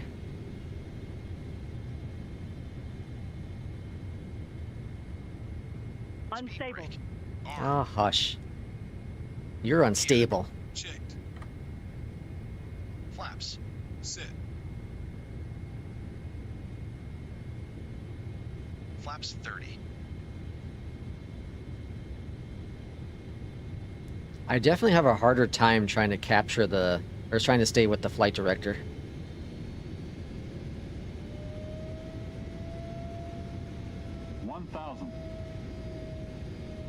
All over the place. Now we're off on this side.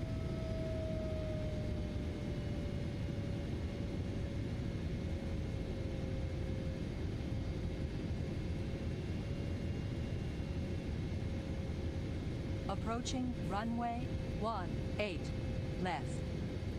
We're approaching.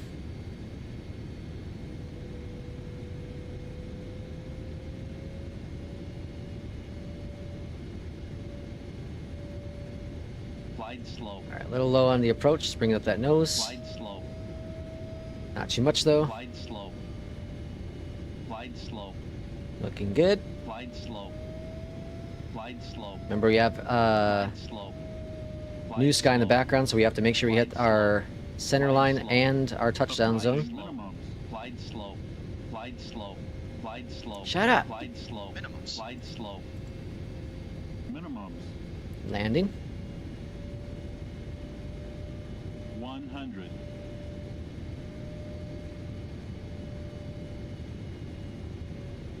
50. 30. 20. 10. Alright, slow down. Settle. Touchdown. Versus out. 188 on the landing. I'll take it. It's better than the 300 I had yesterday.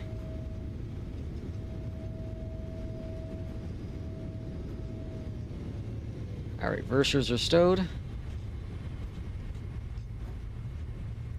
Welcome to Memphis. And you know, I'm not going to taxi all the way to Memphis land. I'm just going to go ahead and taxi off here to the left, and then there's a little gate, parking spot over here. Alright, flaps going up. Alright, key binding all worked on that. That's fantastic. Too lone terrain, yeah. Too lone Gary.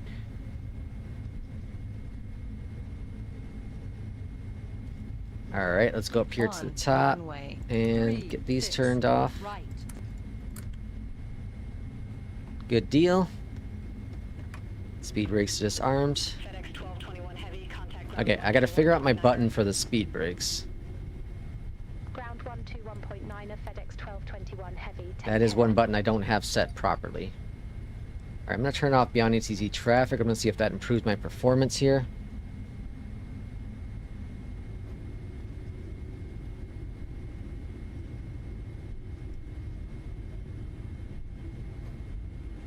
It seems to be a night and day difference, so it might be beyond ATC traffic.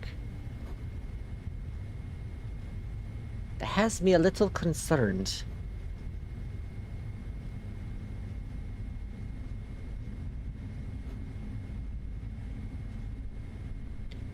Alright, swinging over here to the right. Tight turn. I just want to get parts to the next, or to somewhere, and then we can start the next flight, because I want to do at least the 319 on the next flight. I just want to try another plane. That was a good landing. 177 was a very good landing. I'm pretty sure that was 100% in APL and in New Sky. At least it felt like it.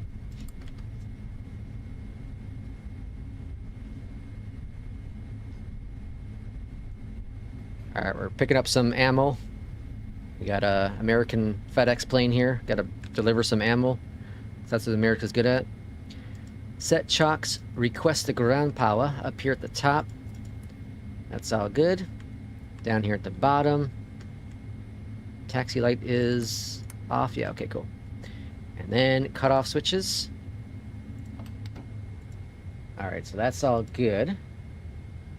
And then, let's see what we got for our scores here. Oh, jeez. Wrong button. Okay, so... New Sky. Round of applause. We know we're at, what? 9.77? That's crap. $70,000 is a good start today. Off the center line. Okay. That happens. It was challenging conditions. It was a bit windy. Okay, I'll take it. And then with APL, we had a... Come on, APL. 100. Cool, I'll take it. APL said landing rate was a 173, 1.6. That's a damn good landing. I will take that. Very good landing. Okay, so the next flight, we're not doing this long flight here. This is Dayton to Memphis. Now we're going to do that one. We're going to do this next short one. So we're doing another one into Memphis. We're going to be doing a Nashville to Memphis. We're going to do a UPS to the FedEx. But we're going to do that one in the FENIX. But I am going to restart the sim right quick. I'm going to clear up my cache and all that jazz. I have no cache because I spent it all on this Moza. Too low train. Hope you're keeping the Moza after this landing. All the planes are relatively easy to land except for the FENIX. Why is that? I don't know. Is it because FENIX has done a better job at trying to recreate a realistic landing? You know, maybe. Okay, P2, do I have to load the... when should I load the profile for the Moza, the FENIX? Can I load it now? Or should I load it now? Presets, import. Drag, click or drag. Where did I save that one? In my flight sim folder, Moza. And then the CEO. Import.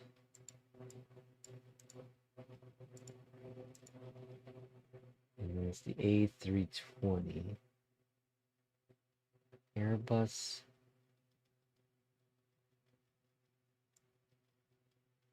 And they need to add more planes to the thing here. Alright, well I have that loaded in now, so hopefully that's when I'm supposed to load it in. You can change presets, no big deal. Oh, I can change it whenever? Okay, let me clear out my cache real quick with the flight simming. I don't think this is going to solve anything. It's going to take a little longer to load things in, but... I like to do this every so often. I didn't do it with the last sim update, and I like to do it with every sim update. I just kind of forgot. And then I'm also going to clear out my... NVIDIA cache too. NVIDIA. Skip all that. That's all gone. Cool, grand, beautiful. And save, empty, cool, beautiful. And let's go to Steam. Launch it up. You can change presets. No big. Okay, all the planes are. Okay, I already got. And load it now. Cool. Okay. So we're gonna do the second flight now. This is in the. Oh wow, that's already feels different. It's not as stiff. That's what she said. Yeah, that's interesting. It's really interesting. With the 777, now of course we're not in a plane right now, but in the 777, it was definitely more harder to turn. You know, I had to use a little bit more force to turn it left or right. But now it's like super. Again, we're not in a plane, so maybe that plays a factor into it. I want to know what's inside here. I want to open it and look inside. I'm sure there's videos. But it's also meant for, you know, it's meant for a shifter too. I'm gonna break it.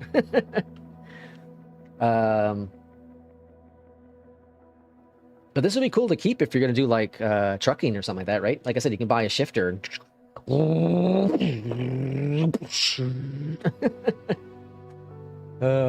I'm a big kid, aren't I? You ever go to like the grocery store and you use a cart and you're making the turns?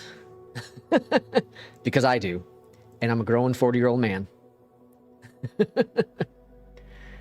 All right, let me add in my FENIX profile. Run it. Got that set. FS realistic connected. Oh crap, what did I just do? Oh. All right, we got that all set up. And now APL.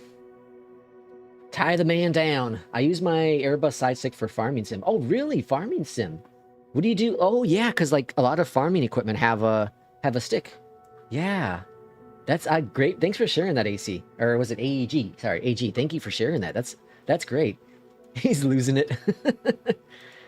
I lost it. There's nothing to lose. Okay, so second flight we're going to be doing is technically a FedEx flight, but we're going to be switching over to the 319. My friend, the 319. And we'll just do American to make it easy. Hold on, what we got? C9. Hold on. Oh, here we go. CFM. I'm not going to do the Sharklet because the Sharklet is a different beast to land. I want to try to compare it with one I've landed the most. And we got Americans right here. Save that. All right, and then we're doing Nashville. Nashville. BNA. We're going to Memphis. Memphis. And we'll just pick a random gate here. Doesn't really matter. I haven't tried this Nashville. This is the updated one for 2024. I have yet to test it, so we're going to see what happens. And then let's go SimBrief in it.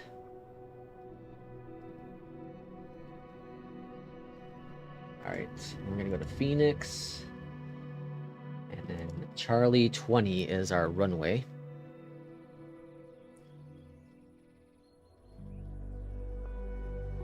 I want to thank Boris. I know we don't, it doesn't come in the stream. But Boris is the one that told me the environmental sounds were low. So I did boost them up, and now you can hear the birds chirping in the background, stuff like that. I completely forgot. Those are turned down. Okay. Let that load in for a couple seconds. The FENIX is a little bit more heavier on the system, so I want to give it some time. That's what I'm in now. Oh, the 319, nice. Why don't you try it in fighter, Lex? Oh my god. You want me to die, don't you? Gotta put it, you want my stick in between my legs, don't you? All right, we're in the beautiful FENIX. How we looking here in the sim? Oh, nice and buttery smooth. That's what I like to see. That also means we don't have Beyondatc yet. Up to 90%. 90% on our VRAM right now. That's kind of scary. All right, let's launch up Beyondatc. Let's launch up New Sky and see if this route's gonna actually make us money. This one might not. So this is, oh, I forgot to change our call sign. Son of a gun. All right, let me change that real quick.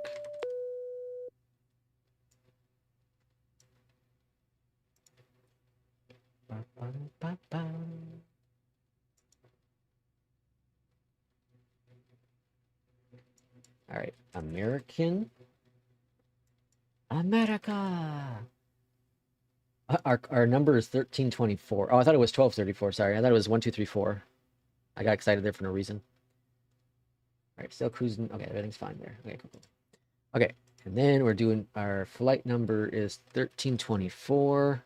KBNA to, oh, what the hell? KBNA to KMEMP. The 319 CFM. Book it. And yes, it should make some money. Start it. Cool. Pause. Button wise, yes. Okay. Okay, start the flight, and then we're gonna get FSFO in the background as well. Let's see. Why don't you, oh, hold on. What environmental sounds again? I don't know what that setting is. It's in the audio. So go to settings, sound, and then environment here. So Boris said this one defaults to 0 with some updates sometimes. So I pushed up to 20. If I do higher than 20, then it seems as like too loud. 20, because he was talking about how I didn't hear any wind in the cockpit for one of the videos I did for the Boris sound pack. So I moved up to 20. 20 seems to be a happy medium for me. All right, still got some good performance going on. Okay, so maybe it was just clearing out that cache and that solved everything. Okay, Flight Sim First Officer. Download the profile. We're going to be doing the FENIX Flex version. 4000 transition. Connect. Please verify the aircraft profile. You're using the profile FENIX A320 for the 19. Is that correct? Yes. I've never heard that before. Okay, cool. Good afternoon, Captain. Good afternoon. Okay. I haven't been in the FENIX for a little bit, so let's see if I can remember how to do things. Import that. Load air, insta-load that. Up here at the top, let's sync all this jazz. Okay, and then do I have, yep, I have that going on down there. Good. Okay, so up here at the top, let's go external power on, battery 1, 2, pumps. Oh, hell, this is going to be interesting. I normally use my light switches, my landing switches in the FENIX with the physical switches. That's going to be interesting. Start the APU. And that's starting up. Perfect. On down here at the bottom, let's go to config. Manual. Nav. Scroll on down. IRS 1, 2, 3. And then we're going to go to return. Turn. What am I trying to do here? Okay. ATSU. AOC. And then init this guy. External view, we're at gate Charlie 18. Pre-departure clearance. Charlie 18. Let's do alpha for the code. Station is KBNA. The only way I know how to remember this is it's NBA, but just swap around the 2 first letters. It's the only way I can remember Memphis. All right, we're gonna go to init and request it eventually here. All right, that's requesting. I will handle the controls until at least 1,000 feet. After that, 1,000 feet. Auto flight or hand flying as needed. Standard callouts as per we are American 23. What is it? 2324. Cost index. We're gonna use a briefing panel. I haven't used this for a while either. Ready for departure. Fetch it. And 10 for the cost index. 280 on the altitude. Cool. Back over here to the left. Let's go ahead and send that to the McDo. Did that work? And then send this to the McDo. Go on down here. Go next. That should pop up. And then this guy, that didn't work. I didn't think so. Let's go back over here. Sync, calculate, send it. There we go. I didn't calculate it. That's why. All right, down here. Now we have the V speeds in. Perfect. Clear out that jazz. And Memphis is typically okay. Oh, actually, we got a PCDLC, so it hasn't popped up here yet, but I see it on these onto the Beyondatc screen. 20 Charlie via the Dano 3. And the Dan's transition. Okay, so insert that. Memphis, we're expecting the same runway, 18 left. And Bluz transition. Spiker, or speaker, I guess it'd be. Insert that. Still waiting for it to show up here. Okay. Up here at the top, APU is available, so bleed is on, external power is off. GPUs, doors all closed, good. Altimeter is checked and set. 4,000 for the altitude, and squawking is 0012. Then we're switching over to comms, 1219. Back on down below here, comm switch, that's good. Yeah. Okay. What else we got going on? Hey, we're push back and start, huh? Let's do it. My button's not working. Oh, that's weird. Beyond NTC didn't save my buttons.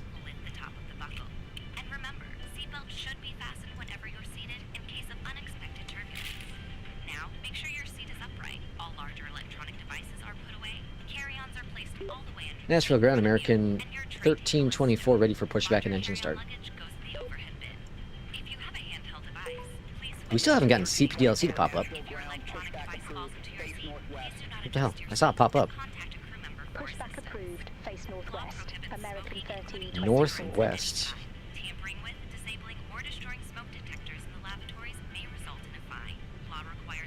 Alright, there's northwest. Release the parking brake. That is this button. Request to pushback commencing. And then we go on down below here. And we go this switch on, that guy goes there, that goes to start, that goes armed. Oh, I gotta do that too. And engine number 1.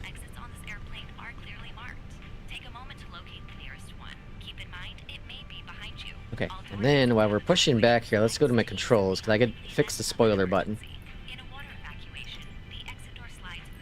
And then this says toggle. I don't want toggle. I want the one that says arm, the speed brakes. Delete that one. So let's type in arm. Arm, toggle arm, toggle arm. So I guess this one.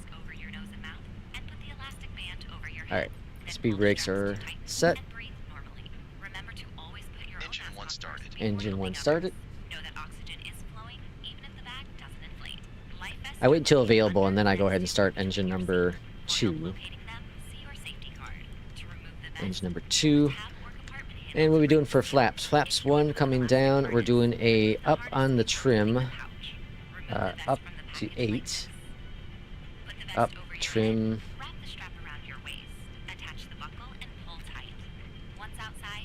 8, perfect. Back to already on performance. Listen all. Engine number 2 is looking good.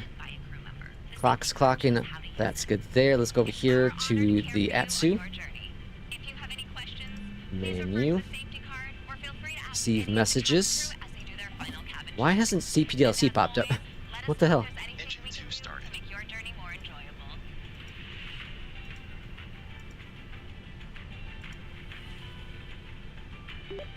Nashville Ground American 1324 ready to taxi to the active.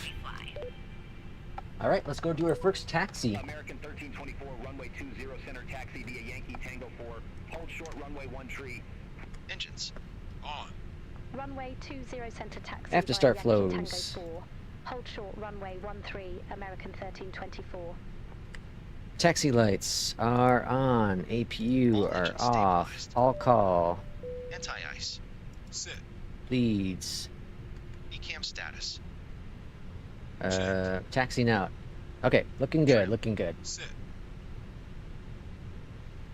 Taxi checklist. Flight control test. Flight control test. Full left. Full right.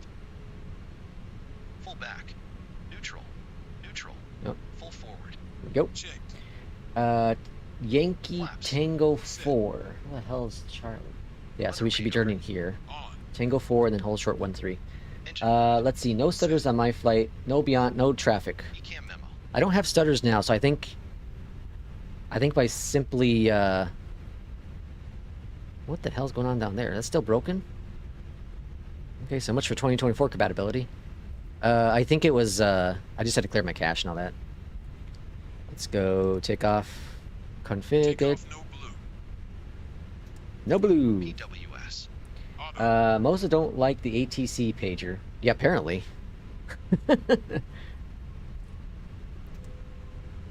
It's an inside joke, folks. Will doesn't like he doesn't like the phone. From the flight deck. On behalf of the entire flight crew, welcome on board. For our Alright, we should get clearance here. departure, flight bumps are possible. Rest assured, your crew will work to maintain a comfortable Go. flight. Once again, welcome on board. Hold short, runway 13. What the hell are you talking about? We're crossing 1-3. 13 at Tango 4.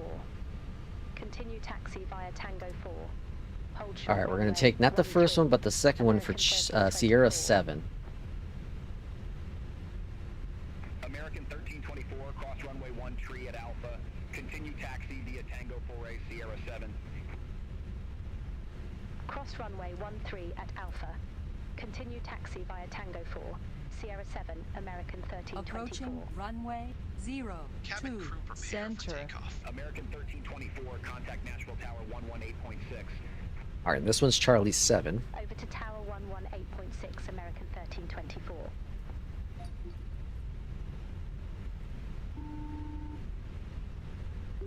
Nashville Tower, American 1324, holding short runway 20 center, ready to go.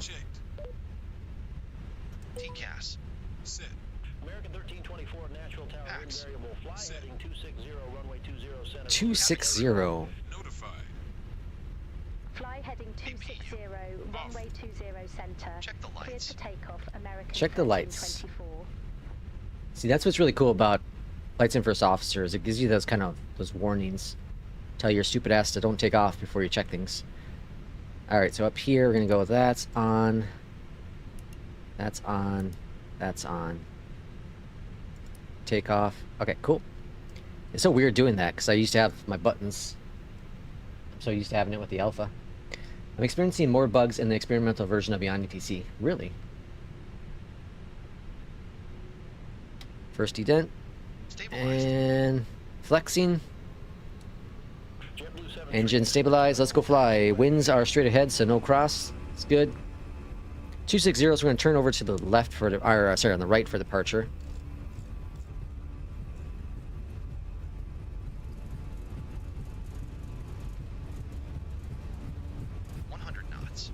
Checked. V1, rotate. Pull back on the stick. Hot damn, that felt good. Positive rate. Gear going up. That felt damn good. That felt really, really good. That was cool. Okay. Okay, that was one of those moments of like, holy crap. That was cool. For 100 feet. That was one of those moments. Finally had it. 400 feet. Let's swing over to the right. American 1324, recent transponder, squawk 0012. 0012. Squawk 0012, American 1324. And let's see, flaps up, climb mode. Contact Nashville departure Flaps up. 118.4. Okay, all looking good. Contact Nashville departure 118. Spoilers are 1324. disabled. Get that button's working. Flaps up. Nashville departure, American 1324. Oh, overshot. 2,400 feet. Yeah, this does feel really good in this plane for sure. American 1324, Nashville departure, good day, radar contact, clear direct Spaker, resume the Daniels Tree, climb and maintain 1 per 1,000 feet. I'm gonna put in 1.8 and resume the Daniel 3. Resume the Daniels Tree. Climb Daniels and maintain 3. 1,000 feet. American Direct to 1324. what now? Spiker? Speaker? Alright, we got that set in there. Okay, all looking good.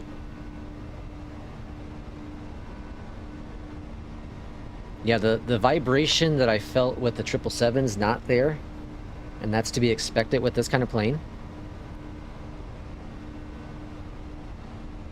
It did feel good. It felt really good. We'll see how the landing is, though. The landing in Memphis for the last flight was a little shaky. You know, it's coming in a little kind of wobbly everywhere. So we'll see how this one is.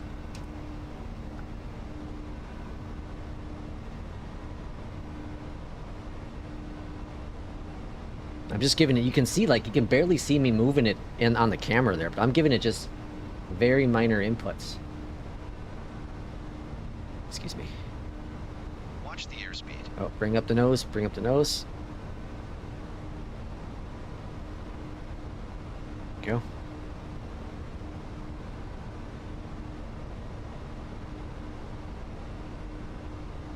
But here's the thing, like again, the dampering is really, really cool. I like it. I really do.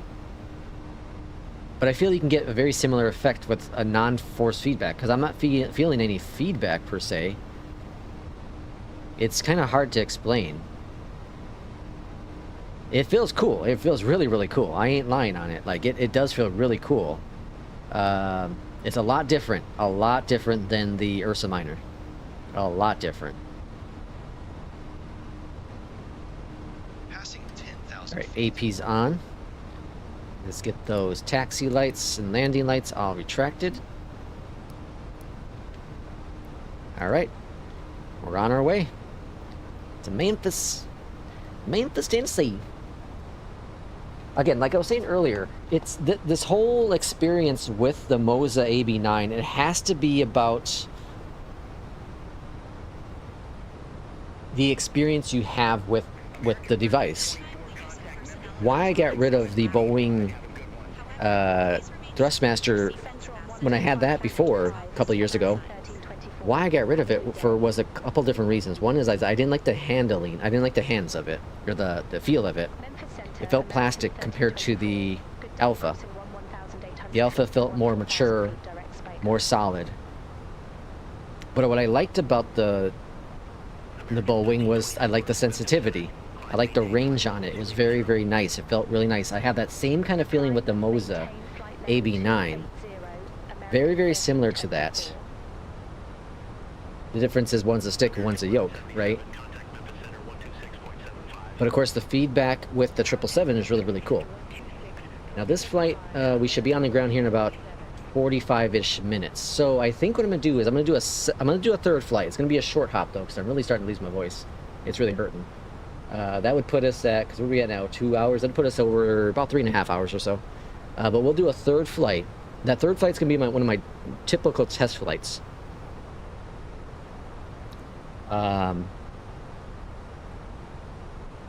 Actually, you know, it'd be kind of cool to do as a GA flight as well.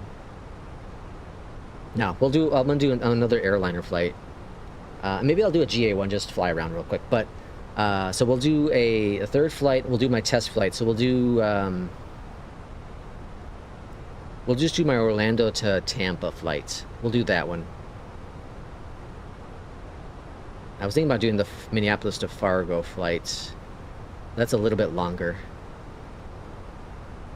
Yeah, let's do Orlando to Tampa. We'll do that one for our third test flight. We'll do that one in the iFly. We'll try out the iFly. Which does mean I need to find an iFly profile. Let me see if we can find something. I can always go default if I need to. Let's see. Let's go into Moza Racing, Moza Flight. Alright, here we go. iFly. Let's see if we can find one here. No one has an iFly.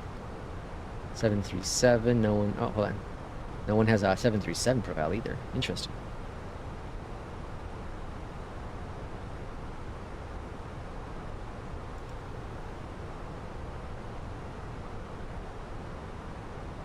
Well, I guess we'll just go with defaults. See what happens. We'll see what profiles are available. Maybe there's one in there that works.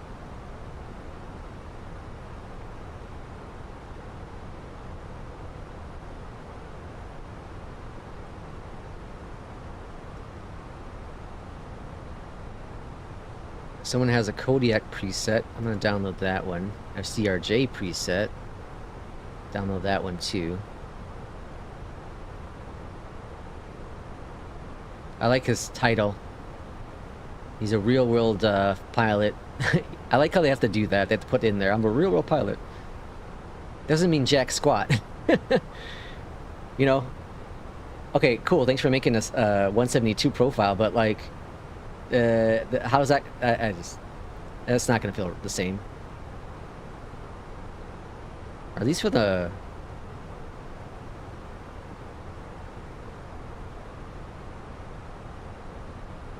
Didn't say which...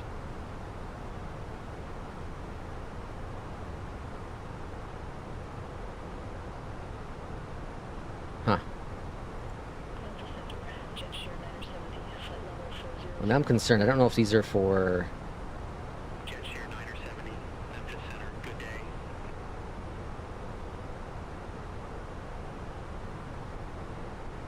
Oh, those are for the wrong one. Okay, those are for the wrong plane. Or for the wrong peripheral. I was like close, like... Those are for the yoke. Alright. Well, that sucks. There's a bunch of profiles there.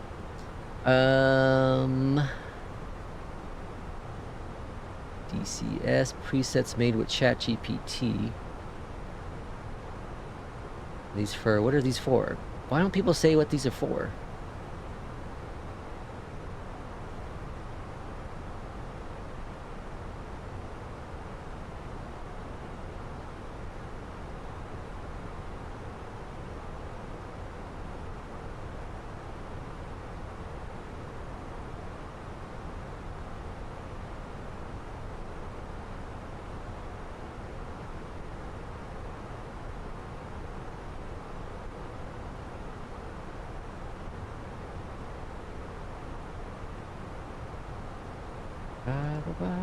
PMDG. AB9, 777, 777. Why does no one have a 737? Unless there's a default one. Maybe there's a default one. That's good, I guess. That's my... we'll find out. Alright, we're coming up to flight level 280. That's our cruise today, and then pretty much right away just descending on down. I'm gonna put in runway 18 left for the arrival, because that's what I'm expecting. 18 left. Matthew, welcome on in. Happy Saturday for you. And then let's go on down here. Let's go to next phase, and next phase. Altimeter in Memphis is 29904. The temperature is a 24 degrees, and the winds at 200 at 7. Okay, and then the minimums are 501. 501. From the flight deck, we've Cool. reached our cruising altitude. We hope you enjoy today's flight. All right. We'll certainly do our best to make it as enjoyable as possible. Now stutters are back, The seatbelt folks. sign is off. You're free to get up and move about the Those cabin. stutters are back However, hardcore. when seated, please keep your seatbelts fastened Is it as traffic? Is it beyond turbulence ATC occurs at traffic? any time. Thanks again, and welcome aboard. Holy cow. It might be. American 1324, maintain 280 knots. Maintain All right. 280 knots. American 13. I'm gonna turn off traffic with Beyond ATC, and just like that, I think it's the Sim Connect dudes. It's not this bad ever. You've seen me on stream before. The only thing that I have different right now is the Moza AB9. If that is the case, I can't use this. I want my traffic. If that's the case, folks, I'm gonna turn traffic back on. I know that I'm guessing it's the Sim Connect stuff. That's what I was reading about. Let's see if I can pull up another form on that, or another site on that. AB9 Beyond ATC.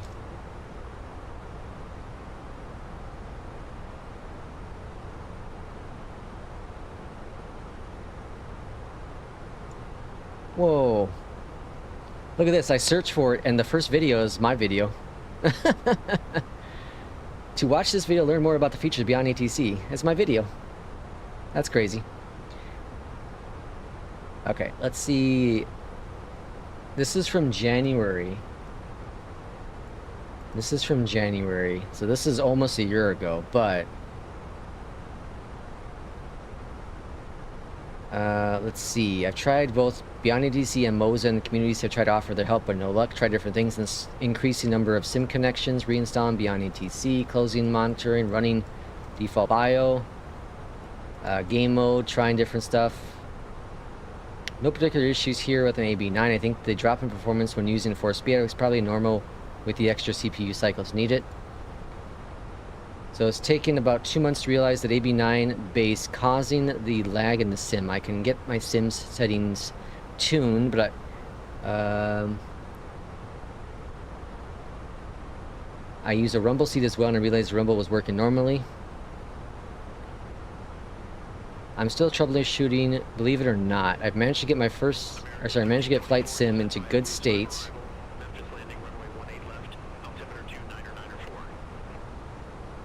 Ready for descent, looks like. Blues 5 arrival. And what are we Landing descending? runway 18 left. Altimeter 29904. American 1324. 10,000. Okay, so what did he say? I'm still troubleshooting, believe it or not. I've managed to get my flight sim into a good state where I can run Beyondatc with max traffic injection with a low performance Mac, but to achieve this, I need to disable the Moza software, Air Manager, and self-loading cargo. For some reason, running any of the one or all three together with traffic leads to massive drops. I'm not sure why this behavior. On their own, I don't see the reporting issues. Interesting. But you need to run the Moza software. You need to run the Moza software. Yeah, you see, it's there again. Interesting. Let's close the Moza cockpit software from the task manager and see if it helps. It's like 4 comments on that post and no other post about it anywhere else. Yeah. I'm going to close it out. Yeah, we'll test it. It's not going to break the sim, right? Alright, Moza cockpit's turned off. Look at that. Look at that. Butter smooth. It's the Moza software.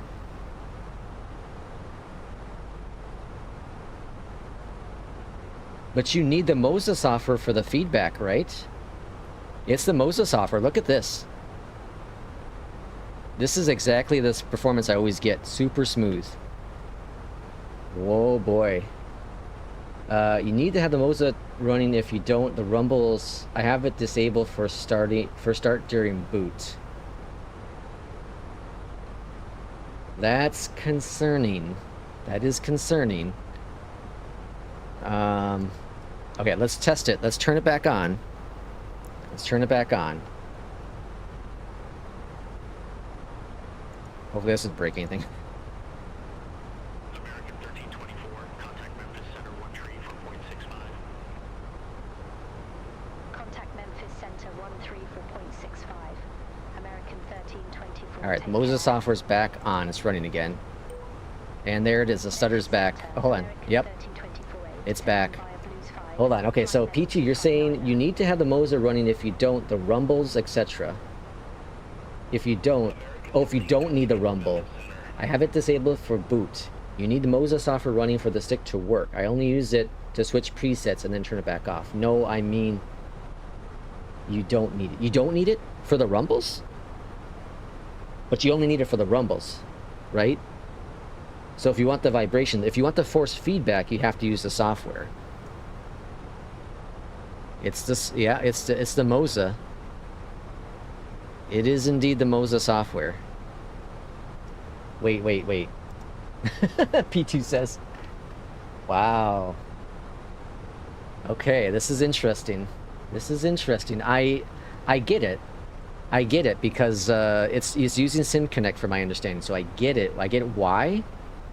But that one forum, that one thread was talking about how they've opened up the SimConnect, and I know you can do that. But they said it didn't work. It didn't do anything for them. Again, I understand where the issue is. I just don't know how to rectify it, though. I'm waiting for, let's see, P2, you don't need this, you don't need the software running if you don't care for the rumble.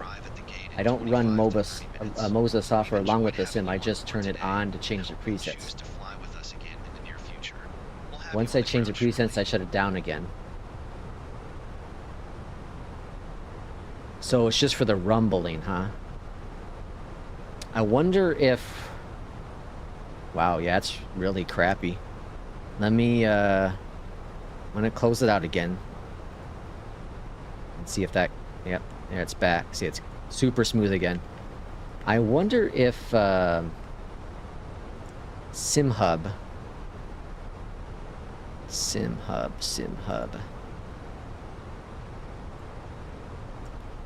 So I use SimHub for Flight Sim. Can I add the Moza Ab9 to this?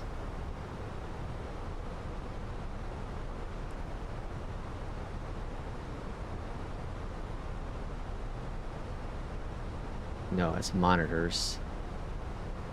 This is only for displays, right? Yeah, this is only for displays. Import from file. Shakers, motors, base shake.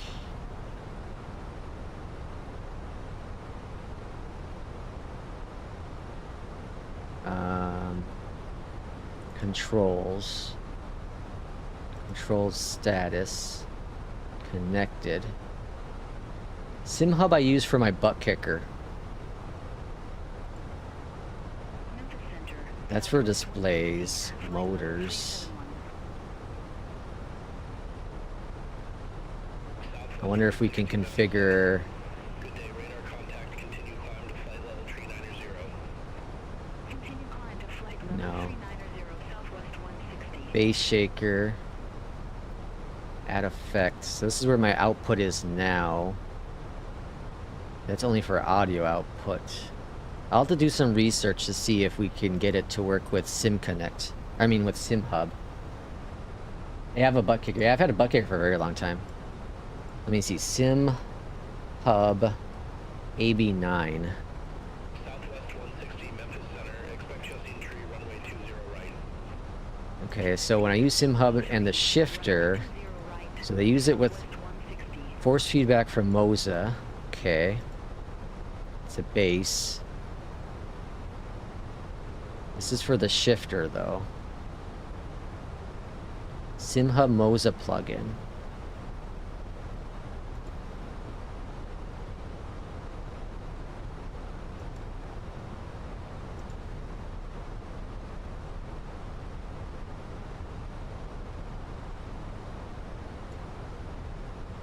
Maybe this used for some. I created a Moza plugin for the beloved SimHub. Basically, you can define force feedback profiles directly with SimHub. Per sim per car. Does it need sim pit? Or does it need pit house? Okay, this is for, though, this is for...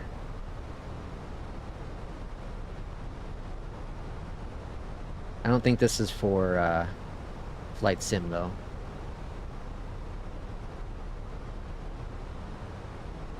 Okay, I'll have to do some research on that. That's Transition altitude. a little disappointing. I was worried about that. When I was reading about it, it kind of got me nervous. Wait, I just saw I have the Moza cockpit running with my PMDG, no stutters.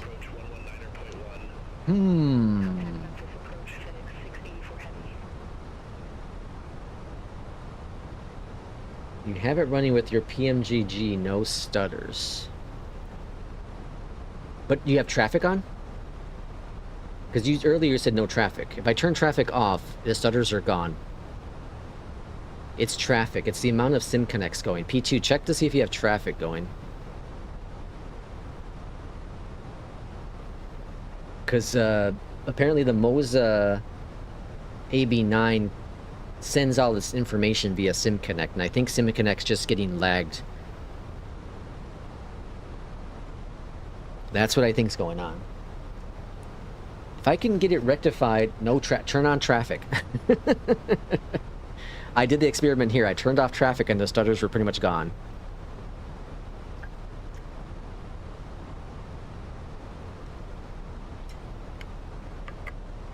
So in theory, the same thing would be with Beyondatc, the same thing, or sorry, the same thing would be with, say, intentions traffic, same thing would be with FS HUD. Because all those use SimConnect. So traffic plus cockpit, I got it. I don't have Beyondatc running at the moment. Ah, yeah, that's the problem. It's all the connections going through. Okay. Well, I'll do some research.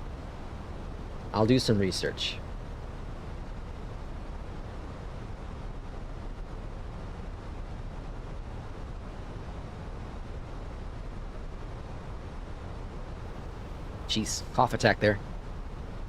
I will see if SimHub can get the force feedback, because I want my force feedback. If I have a force feedback base, I want a force feedback device for sure. Or I want to experience it, I should say.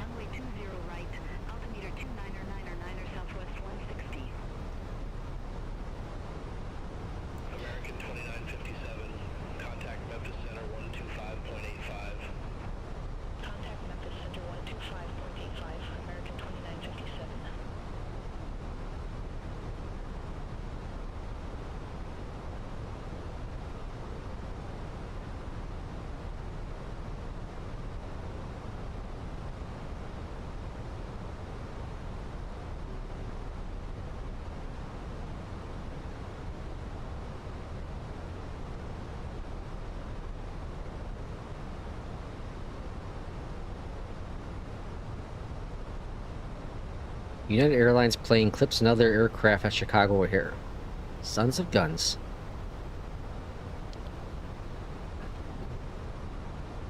That's interesting stuff. I want to know more detail about this. I'm surprised. I guess it's a niche within a niche community. The only things that run through... So we got a pilot's life. I'm trying to think of what else might be run through SimConnect. I want to do some like testing to see if I just don't use certain things. But that guy said if you use anything combination of Beyondatc and the Moza software, that's when he saw the stutters. At this time, please ensure that all larger electronic devices are switched off and secured for landing. We'll be on the ground soon.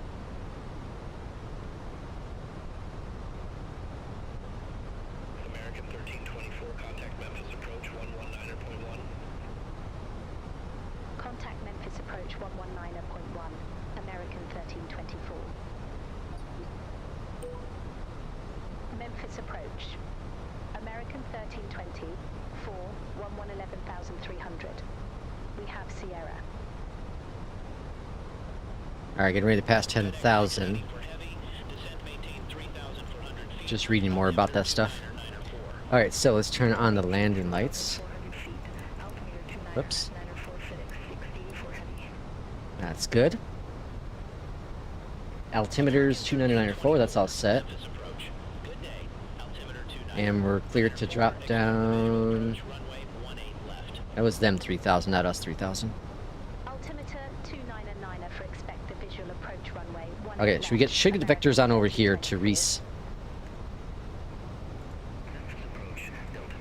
Yeah, closing out of Moza software, and all of a sudden the stutters are gone. Like, I bet you that's what was the issue in Atlanta. Oops, going back down here.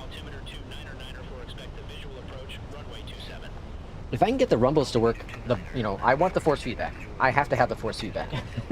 Honestly, that's one of the reasons why I bought this one, is I want the force feedback. So, if I can get that working with SimHub, I have no problems.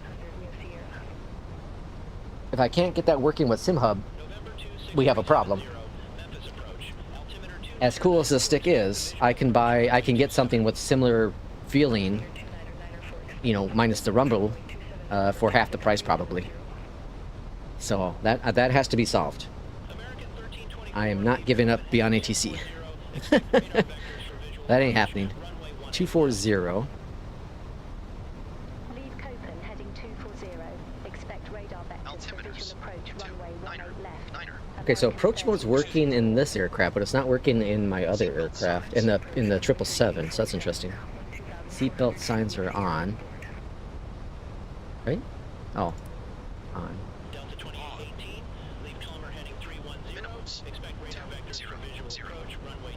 They didn't say descent. So I'm going to... Let's see, what do we got? 30 nautical miles. Oh, we got a little bit to go yet. Maybe just keep the cockpit software closed during flight. Yeah, then I can turn it on during landing. But then it's just going to be a stutter mess on landing. I'm going to keep it closed right now. It's turned... Let me just verify. Yeah, it's turned off now. So we're going to test it to see on the arrival here in Memphis, because the last flight we saw the rumbles. I never knew this was a problem because I never ran the software. Ah. That's interesting, though. I get it. I totally understand where the issues come from. It's a limitation of Flight Sim and SimConnect. I get it. But I was reading a little bit more about it, and a suggestion people said is have the option for FSU IPC and SimConnect, which would alleviate the problem. No, I mean from end to end. Oh, the entire... Yeah, but then I don't have any rumbles. I don't have the force feedback, right? Because force feedback is only with the software. Is that correct? Because right now it's just it's a stick right now, right? It's just a side stick without the software.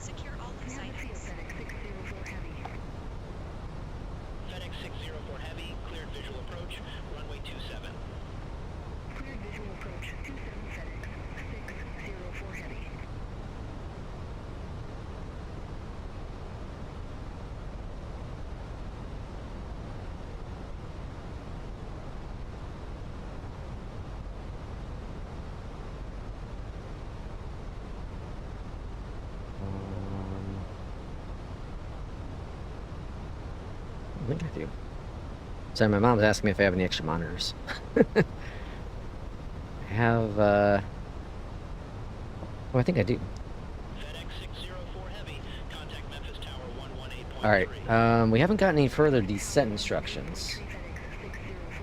We're 20 nautical miles out. That's plenty of time to drop 7,000 feet. I'm not overly concerned about it. On landing, runway 18 left. Exit to the right.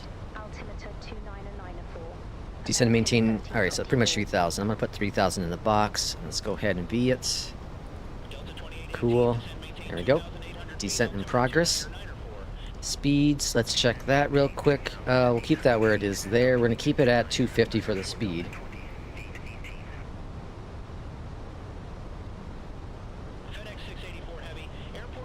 Okay, all looking good. So we are still going to do that test flight after this one, but we're going to do, we're going to test it in the iFly, but we're going to test it without Beyond ATC, because this is a short hop also. We're going to test it without Beyond ATC. So we're going to have the Moza software in the background on, because I want to feel the force feedback too. And then we'll do the test flight just to see how the iFly performs with the stick.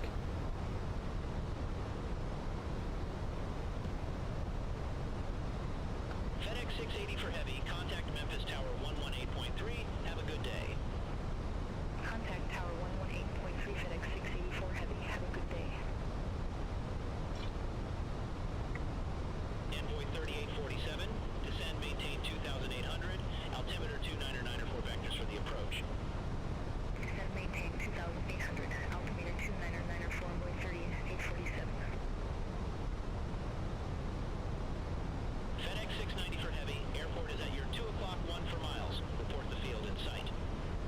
Field in sight, FedEx 690 for Heavy. FedEx 690 for heavy. Cleared visual approach runway 27. Cleared visual approach 27, FedEx 690 for Heavy.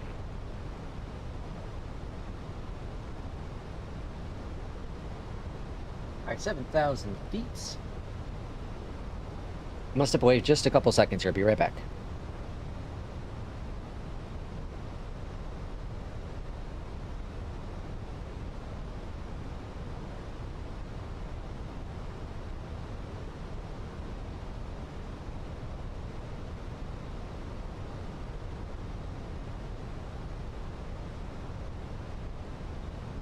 FedEx 690 for heavy. Contact Memphis Tower 118.3.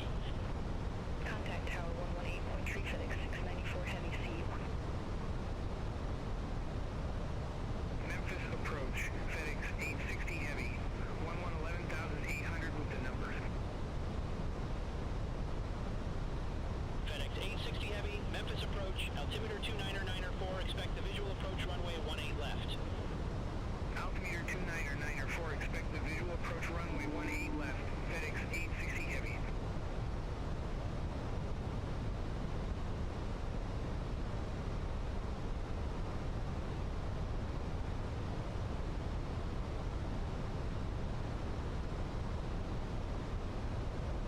P2 says, what's happening?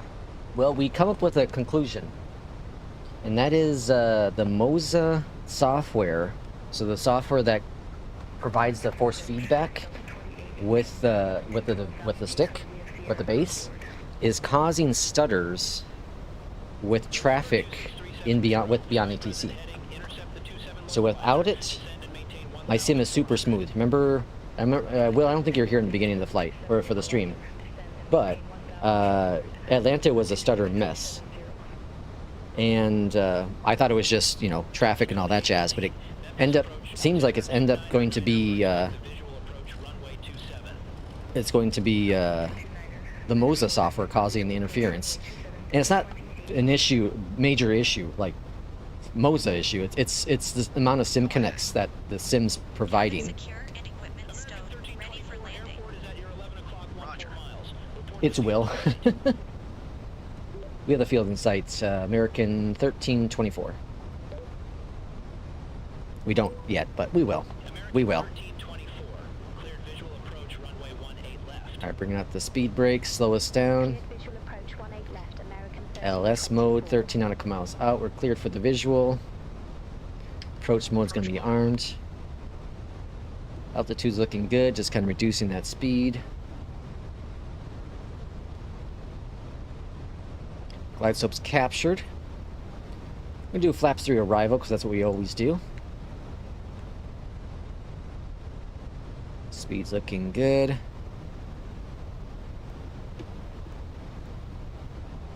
Alright, speed brakes are stowed, speed brakes are armed. Delta 2818. Airport is at your 11 o'clock, 14 miles. Report the field in sight. Field in sight. Delta 2818. Delta 2818, cleared visual approach runway 27. Cleared visual approach 27. Delta 2818. Delta 2818, leave Shelmer heading 310. Expect radar vectors for visual approach runway 27. Leave Sierra Lamar heading 310. Expect radar vectors. Flight sim optimization strikes again. Alright, looking good on the approach here. Flaps. And let's go to LS mode. Good. Tower 119.7, American 1324. Let's go ahead and get the gear down. Memphis Tower, American 1324. Visual Yeah, everyone's name has changed, it seems like. It's interesting. I'm seeing other people are saying the same thing. I'm not quite sure what Google and YouTube have done. Runway 18 left, cleared to land. Check the American flaps. 1320. I'm working on the flaps. Give me a second. That's YouTube being YouTube. Alright, flaps 2. Flaps 2.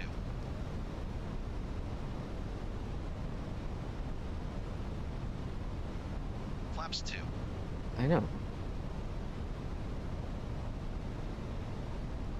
And flaps 3. Autopilot 2 on. No. Autopilot disengaged. Disconnect is up. Unstable. Altitude. Alright. Set. My aircraft. Spoilers. Armed. Gear. Checked. ECAM memo. And we got it. Straight wind. Cabin crew prepare for landing. Looking good. It's a much more stable approach, I think, than the first flight into Memphis. Oh yeah, this seems to be much more smoother coming into Memphis as well, compared to that first flight. Not quite the I don't know what the FPS is, but it feels smoother. I will say this, it does feel very, very nice coming into Memphis in the 319 with this this stick. Approaching The movements are runway just so nice. 8 left.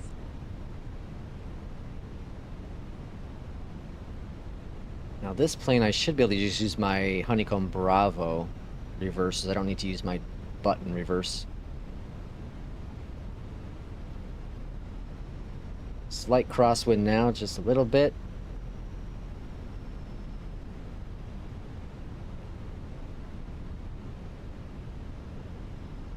Okay, going on visual now on the approach.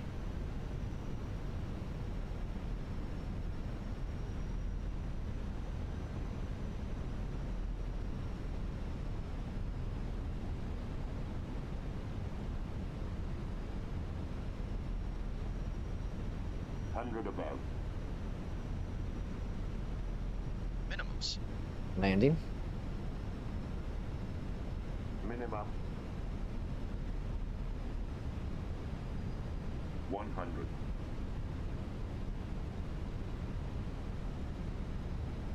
50. 40. I want my center line. 20. Retard. Flare it. 5. Oh, Jesus. 216. I felt harder than that. Our reversers are out. Decimal. Decimal?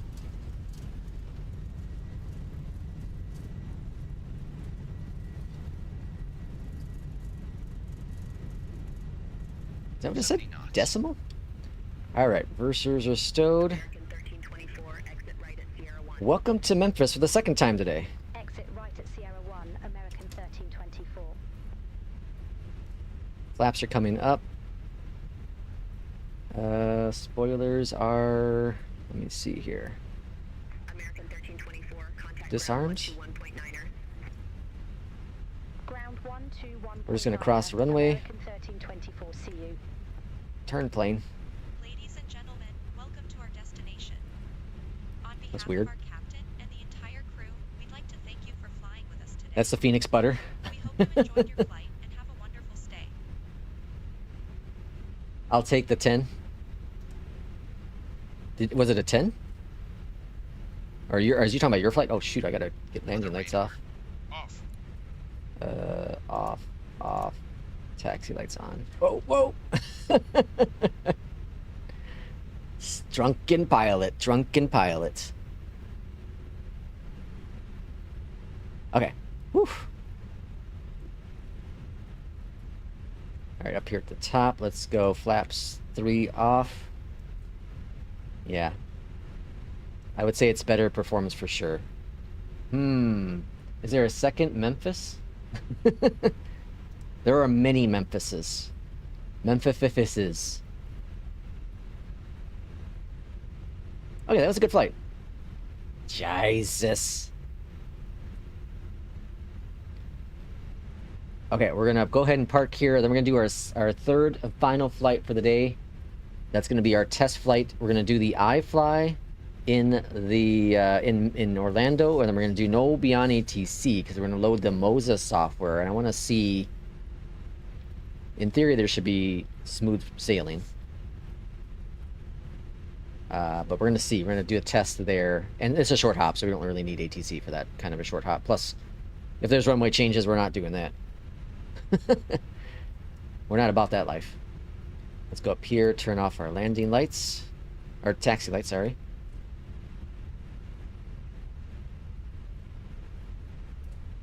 They gotta figure out why there's no like traffic ever here in Memphis. It's like 3 planes ever with beyond ATC. And their parking brake is which button? That's up here. Parking brake on. Parking brake is set. Over here to the side, GPU chocks, toggle the jetway. That's all available here. External power on. Down here at the bottom. Engine 1-2 cutoffs. Beyond ATC and flights and first officer all turned off. Alright, and we had a landing, a 10 on that flight. Nice. New Sky was a 10. So 10 on that. I'll take it. Made him fourth, almost $5,000. A 216 on the landing. That's acceptable. Center line was met this time. That's good. And APL says 100% on that too. So that's 2 good 100% flights. Very good. Landing on that one's 179. So very good. 2 very good landings. Okay, and this third flight, let's go ahead and launch up here. And we're not using New Sky or APL for this one. New Sky will definitely lose money if we do this flight. For that. This is going to be the iFly test, though. The iFly test. iFly. Or what is it called? The Max? Just Max. I spy with my little eye. We'll do the Delta.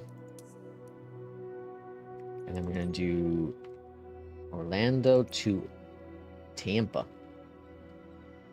Yes, this is the paid wear. That was the paid wear Memphis. Yes, sir, B-Bob. Alright, SimBrief. And we're not going to do flights and first officer either. I'm just going to kind of get through this one kind of faster. So we're doing Orlando to Tampa. This is going to be in the Max 9. Or the Max 8, sorry. Max 8.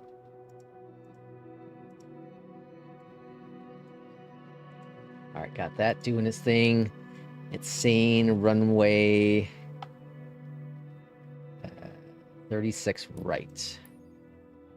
That's down here. So let's just go here. And then let's launch on in. Okay. But we are going to make sure Volanta is running because we need to have some sort of landing rate to check on this one. All right, start a new flight. Going from Orlando to Tampa. Okay, so we got that all set up for that. I sent you the profile for the Stream Deck. Yep, I'm gonna take a look at that. You don't have to look up. You don't have to look up with that profile. Oh yeah, you hit the buttons. Did you buy the big Stream Deck? You know, like the 20 whatever key, whatever it is, or did you get the small one? I got the small 15 key. The smaller 15 key.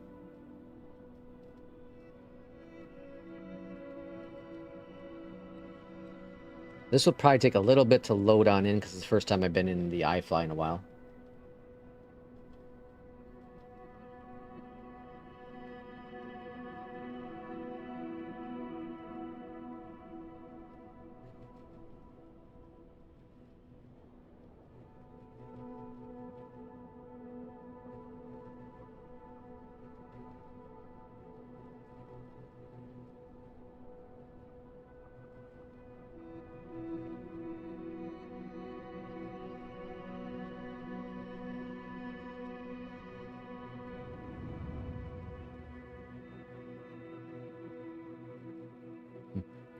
All right, let's load up the Moza software too, so don't forget. Moza Cockpit. I am free this evening if you help with the Stream Deck. Okay, cool. You have the XL, okay, but 15 you have to configure yourself what's best on one page. Yeah. Okay, so now let's go to profiles. Let me bring this on screen. That's not right. Probably here. Profiles. Okay, so with this let's go to flight sim. So here we go. We have the 737. I'm going to load this preset.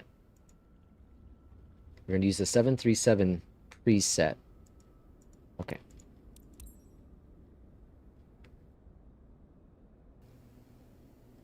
And let's hop into the cockpit here.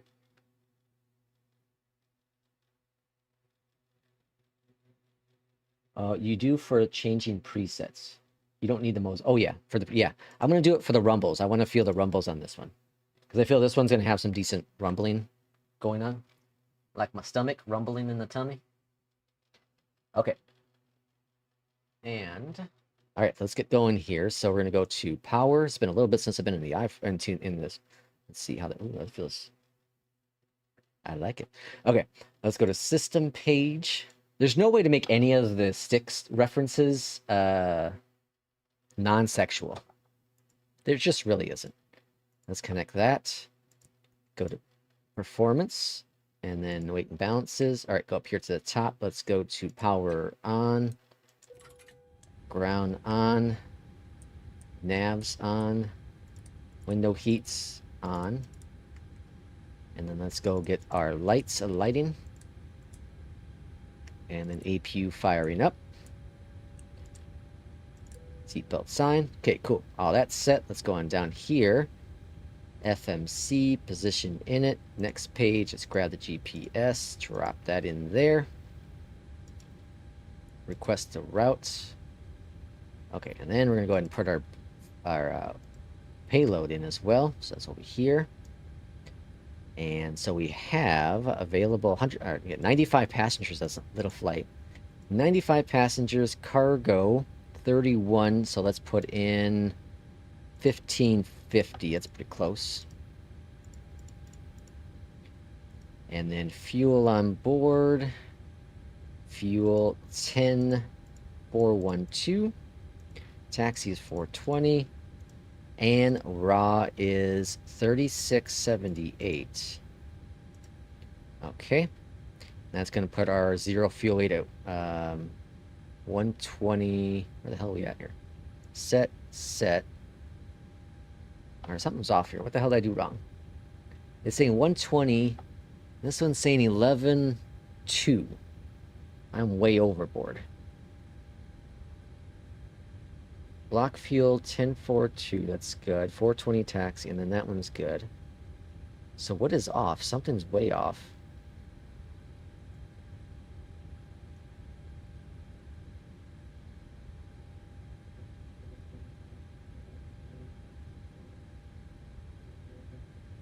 Raw. Trip 3678. 10-4. 10-4-1-2. Cargo. That would be 30. Oh, that's why, right? No, hold on, that's right. 15 and 15 is 30. Plus 100 would be 31. And then passenger is 95. Ah, whatever. Complete. Okay, so then we're going to go and go on down below here and load the flight plan.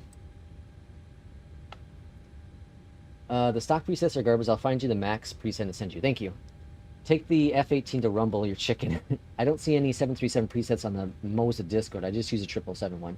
There's no rumbles. The Airbus IRL. Well, not the Airbus no more, Will. Come on now. Get with the program, Will. We're way past that. All right. Flight number, we're just going to do Delta 516. Execute this guy. 0 fuel weight. And then reserves are 2.1. Cruising up to flight level 140. Perfect. Winds 255 at 37. Temperature is 10. Execute that. And then our temperature here, copy this dude, 5 AC on.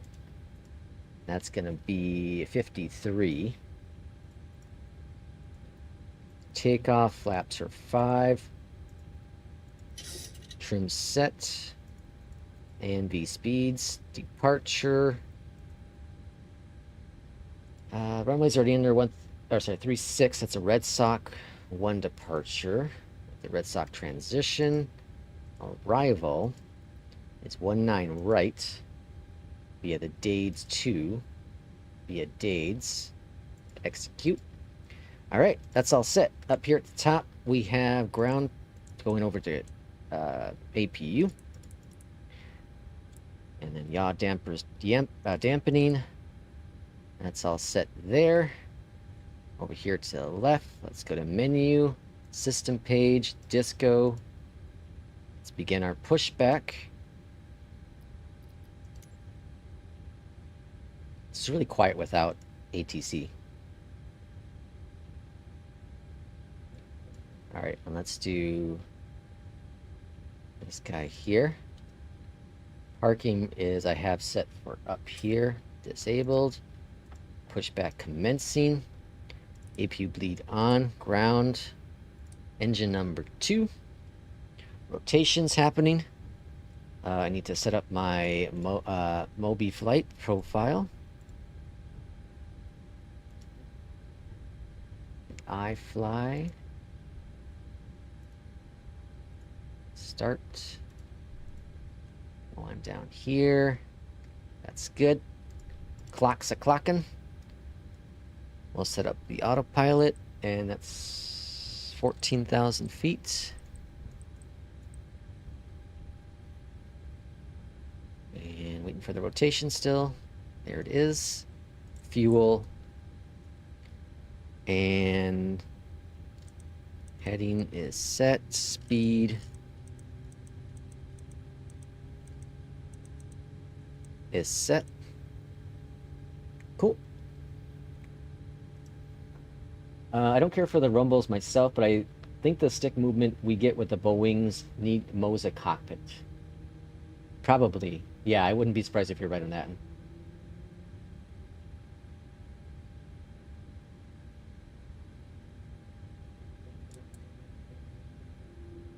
All right, engine number 2 is good. Engine number 1's next. Gen's set on. Cool. All right, we're going to taxi via Echo 1. Echo over to Bravo, and then Bravo 10. Swing on out of here. Do our little short flight. See how we do with the iFly.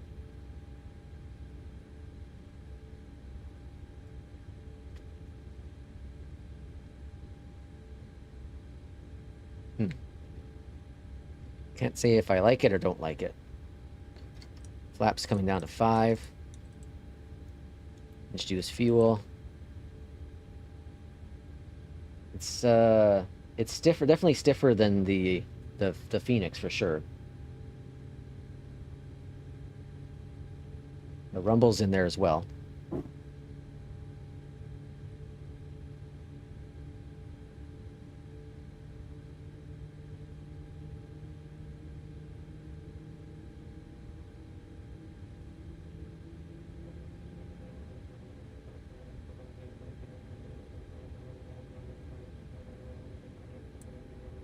Alright, Gens 1. That's on there. Continuous here. APU bleed off. Packs are on. Taxi lights on. APU is off. Okay. I don't really need TCAS, but... the hell is it again? I'll figure it out in a second.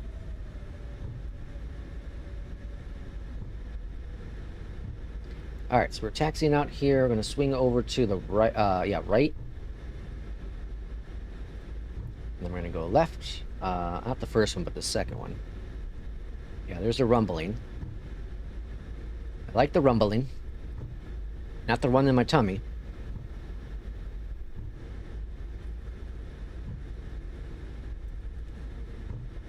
Every time around this time, I start to feel like dizzy. Low sugar or something? I don't know. I just had some candy to see if that helps.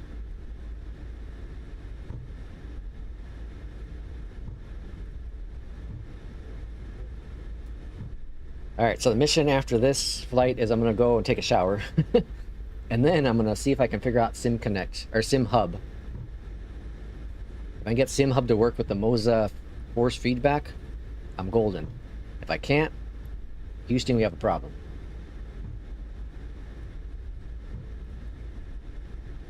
You can see there's some slight rumbling going on there, right?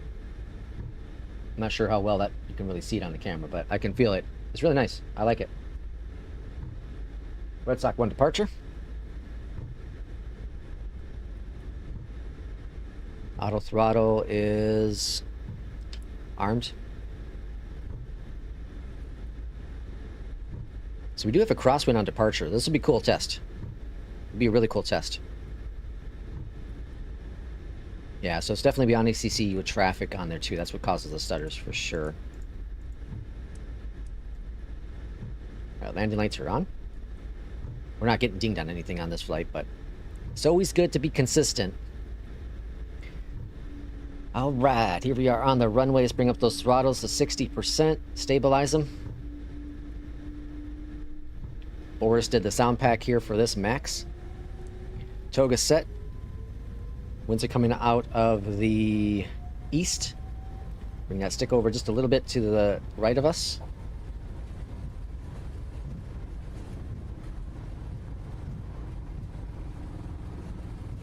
I don't know if there's callouts. Whoa, that was cool. Rotating.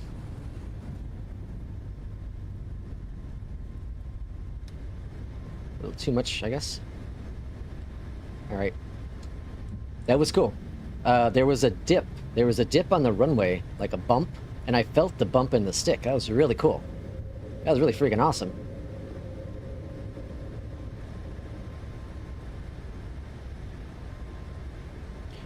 Alright, looking good. Flaps. There's the vibration from the flaps. And flaps 1. Full flaps up. LNAV, VNAV engaged.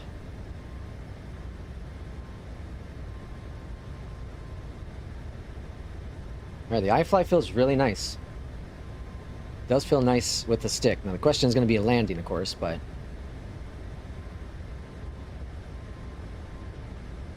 bring up that nose. I think we have a high cost index for this flight. Oh, it's only 12. I thought it was higher for some reason.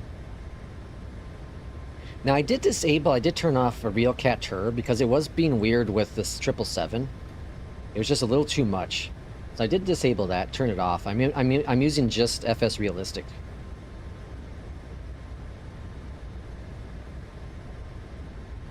This this right here, flying with the Moza stick, with just the pitches and turning, comparing it to the iFly is a huge difference.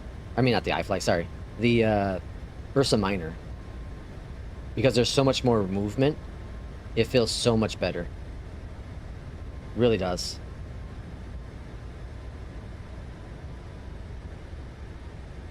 I got a 7,000 restriction here.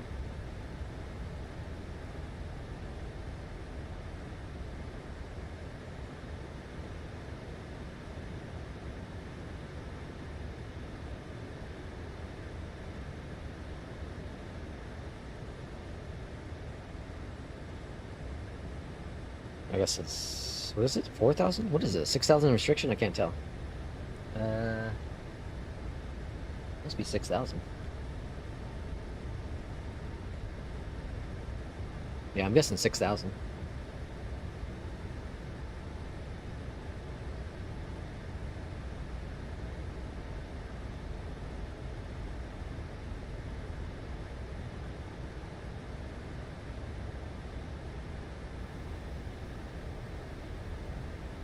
Well, it's a 7,000 up here. That's interesting. We are still climbing, so we're not climbing as aggressive.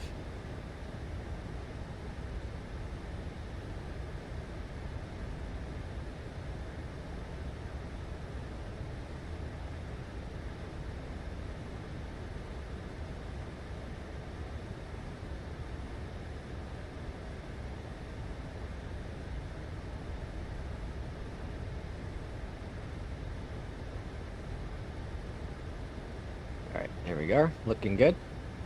Thing that's really interesting that I just thought about is I didn't calibrate the Moza at all with the FENIX. It just worked.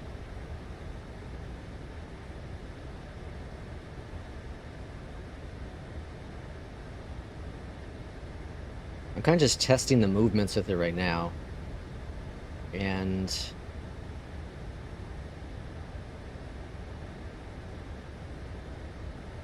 I don't know. It feels nice.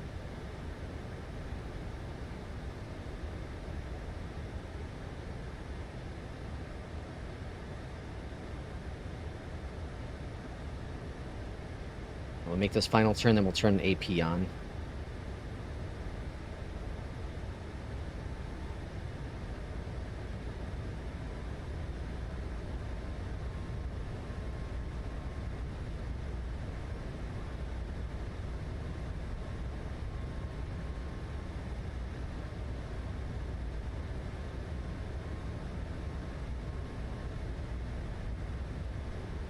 There's 8,000.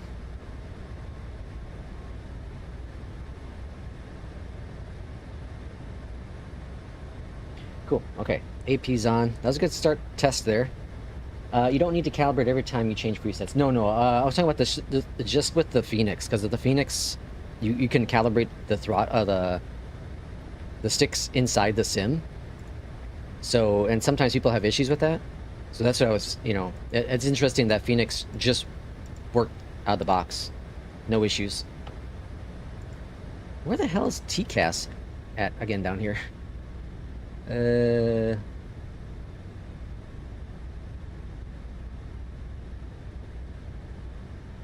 Why am I... Oh, here, right here. Jeez. Why am I bugging? Okay, got that turned off there as well. Way late. 10,000 feet.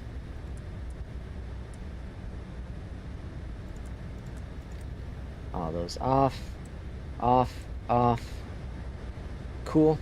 Okay, now, runway 19. We're looking at tailwind right now, so runways probably would have changed with Beyond ATC, which is cool. We're not using it. 19 right. So at the max, you have to program your radios yourself. That's a 108.5, 108 and a 5. 108 and a 5. Okay, got that set. We're already at cruising of 14,000. See, my heading is 187 for the course.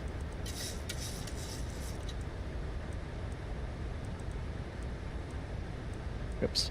And then the minimums are 221.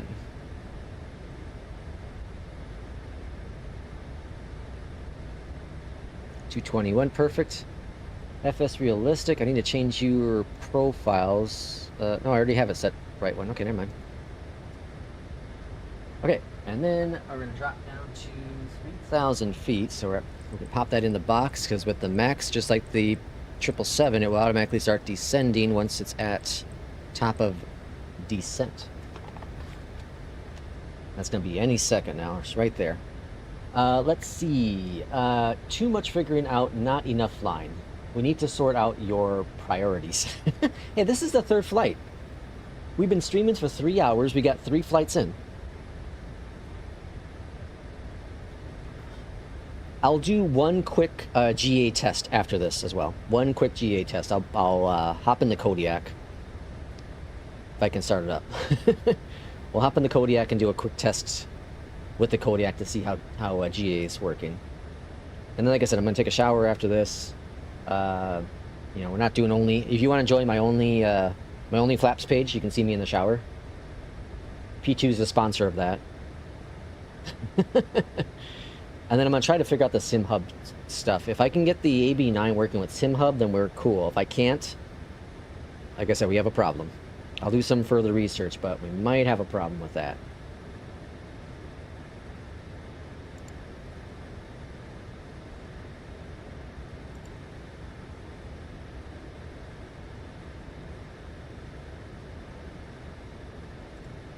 All right, top of descent. We're now making our deep arrivaling. P2 like that one, Irishman too. Flaps 3. Only flaps 3. That's Will's channel. Only flaps 3. Okay, so let's recap a little bit of the Moza. Okay, I'm going to do a full review of it. I'll record something and get a full review of it. But, so, as I stated a couple times today, the biggest thing when it comes to force feedback with any sort of peripheral, whether, you know, they make rudder pedals, you know, that have force feedback, racing wheels, you know, side sticks, there's all different kind of peripherals, throttles, you know, that have force feedback. There's all kind of different peripherals that have force feedback. When it comes down to it, does the force feedback enhance your experience in whatever you're doing? Right? That's what it has to come down to. So I made the comparison to, you know, if you playing a game with a controller and you feel the rumbling with that when there's an explosion or something like that, that's an experience. You won't get that experience if you're playing, you know, when you're playing Battlefield and you're playing that with a mouse and keyboard. You're not going to feel the rumbling with that, right? So you're losing that experience with it.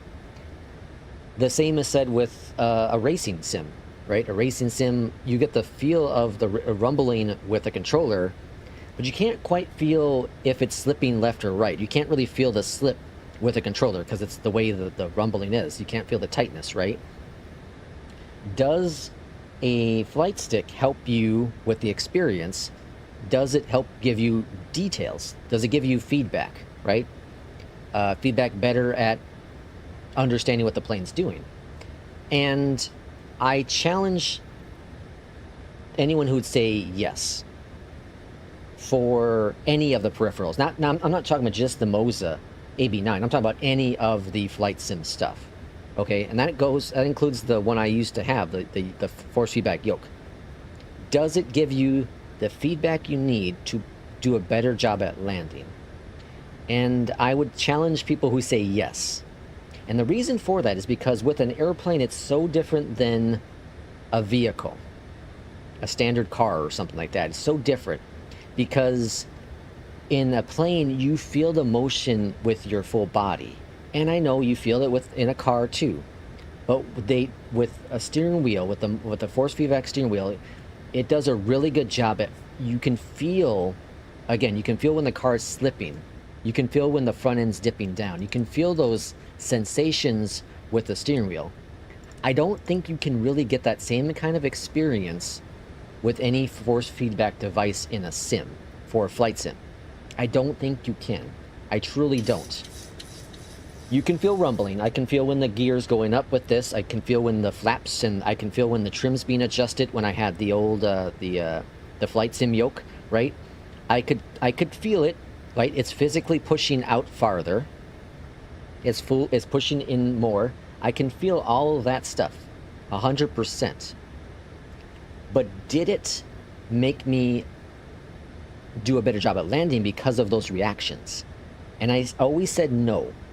With the what's it called, the CH60, the flight sim yoke, I always said no, because I never felt additional feedback to be like, okay, yeah, this means I need to pull back a little bit more. This means I got to push back, pull forward a little bit more, right? I never felt that. With the AB9, it's no different.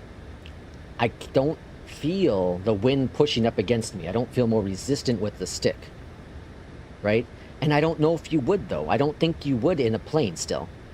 I think with a plane, you're going to feel that feedback if things are going wrong, right? So, you know, if you ever watch any of those disaster videos in aviation, the pilots are pulling back on the stick, and they can't pull back any further because of the resistance, because of all the wind on it, right? You might be able to do the same. You should be able to do the same thing with the stick, right? In a fighter simulation, you know, F-18s, whatever, I think this might be more beneficial because you can feel some of that resistance more in there. Is it going to be a better job at being a pilot? Probably not, right? But you would be able to feel a bit more with it. The rumbling's cool. The vibrations are cool. I love the sensation of it. It's really cool to have your hand on it as you're departing and you bring that gear up and you... That bump in Orlando was freaking awesome. That was a really cool experience because not only did I have the rumble from the stick, but I also had the rumble in my chair from the butt kicker. So that was a double combo. Really, really cool. That was awesome. The landing, I don't feel... I haven't felt like a boom, you know, with the landing with the Moza. I can feel that with the butt kicker. Maybe that's not implemented. Maybe my landings have been too smooth. Who knows? But I do think right now we're in that kind of stage when it comes to force feedback stuff with flight sim, where it's not really... It's giving you an enhancement with the experience, but it's not really improving your simming, your landings or whatnot, right? I don't think it is. I don't think it is. And that's just a personal thing. It's a personal thing. The quality of the Moza AB9 is extraordinary. The feel of it is amazing. The software is intuitive. The MH16 is really high quality. This is all, whatever, aluminum, steel, whatever this is. The stick is really good. It's impressive. The buttons feel incredible. The hardware itself is extraordinary. Now, for what you do with it, I don't know. The AB9, I bet you, is freaking incredible as a shifter. It feels incredible the way you can move it. Again, that's all hardware-based stuff. For flight simming, I don't know. The verdict is still out on that, I feel. The verdict is still out. I feel force feedback is very subjective. Just like VR. VR is very subjective to the person. I don't like VR in flight simming because I have so many different add-ons in the background I need to see and what's going on, right? If you're just doing GA stuff, I bet you VR is freaking just incredible. The only thing you'd ever want to do is VR, probably. I totally get that. But for the type of simming I do, VR just doesn't make sense. I think the same thing is going to be for force feedback anything. A force feedback yoke, a force feedback rudder pedals, a force feedback throttle quadrant. I feel all that stuff.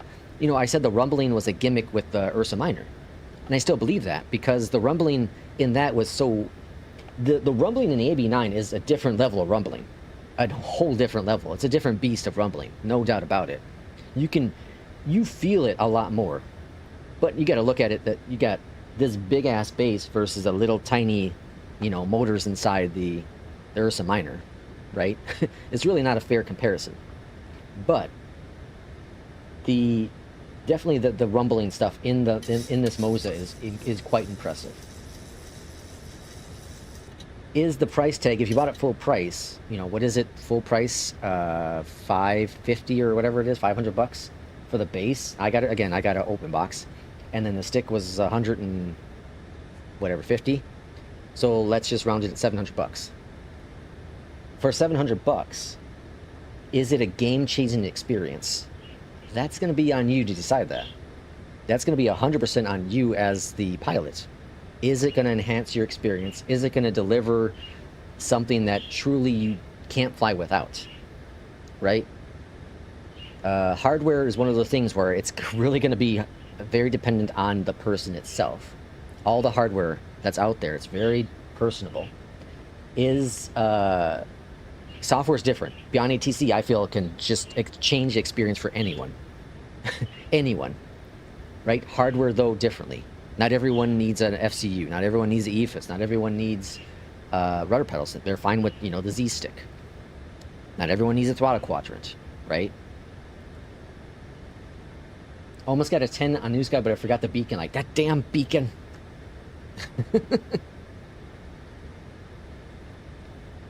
So when I do a review for this AB9, it's going to be an impressions, because a review is hard to. I think a review is wrong to use for this kind of device. It's going to be so independent. P2 says he can't live without it. Like, it's the greatest thing he's had. King Bob loves it for GA, and he does GA flying, right?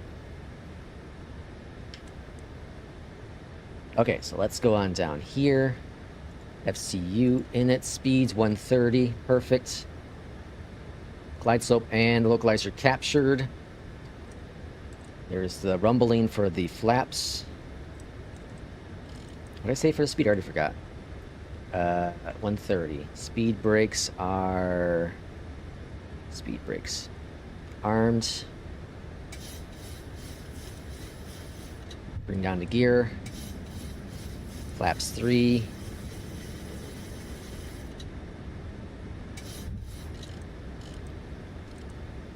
Alright, 150 in the box. Flaps 10. 2,500.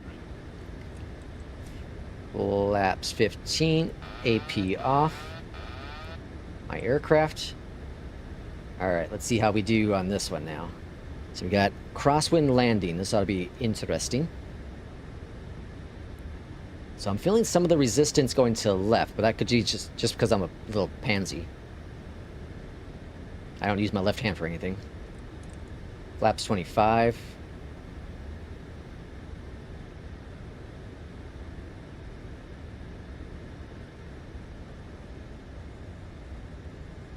And flaps 30. I would trade my girlfriend's ex-husband Devil for a Moza Ab9. I would trade my girlfriend's ex-husband to the devil. Oh, okay. My girlfriend's ex-husband to the devil. You just did a 24-knot landing? Nice. What was the landing rate, P2? We'll write that. But,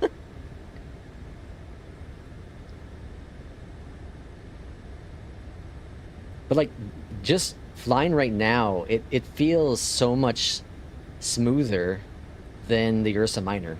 And a lot of that is just because there's more wiggle room. There's a lot more travel that you can do. It's not as sensitive. And with the Ursa Minor, I'm like bouncing every which direction. And then when I turn, turn right, it's banking hard to the right. Here I can kind of balance it really nicely.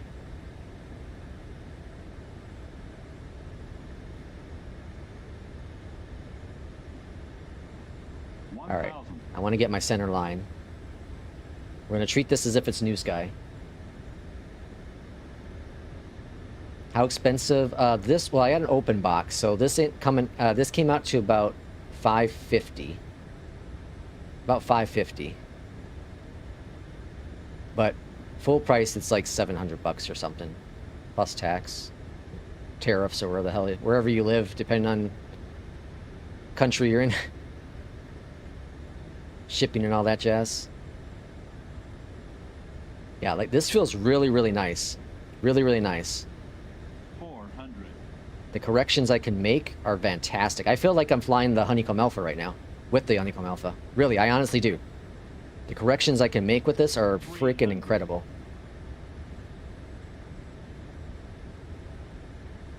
Approaching minimums 200. Minimums. Landing.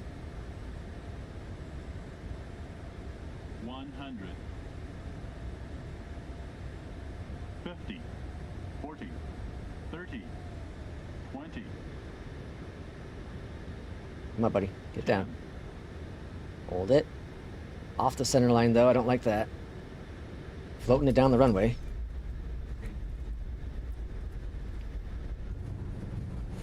All right. And then reverse button is this guy here. Reverses are out. Stops on a freaking dime.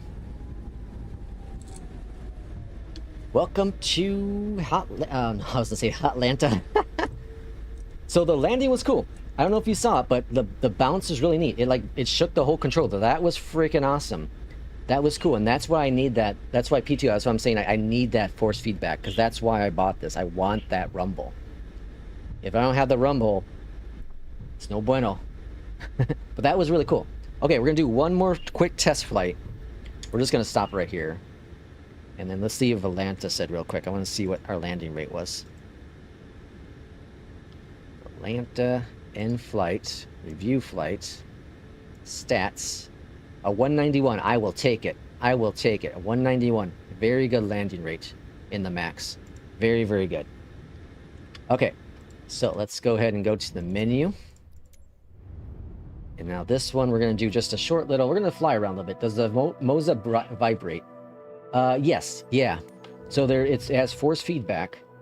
So when you move it in one direction or another, it's gonna provide restrictions. Let's do the what's that plane called? The Sky Carrier. The 408. Let's do this. Let's do the 408. And let's fly. Let's see. It's nighttime there. I was gonna say we're gonna fly to New Zealand, but I want to fly. Let's fly around P2's neck of the woods. Let's take off over here. I'm just gonna load up on the runway.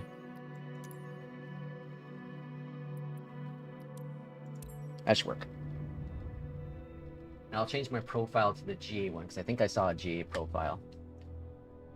Interesting part now. Alright, go to Moza software. And I'm going to switch my profile. Got C. Got the... Okay, what the hell is the CT? Alright, I'm just going to do the 172. We'll do the 172 profile. YCOO is my local airport. Oh, really?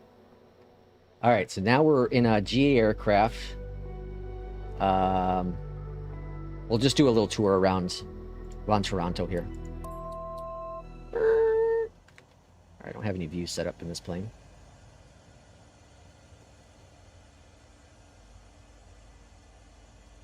How did everything turn off?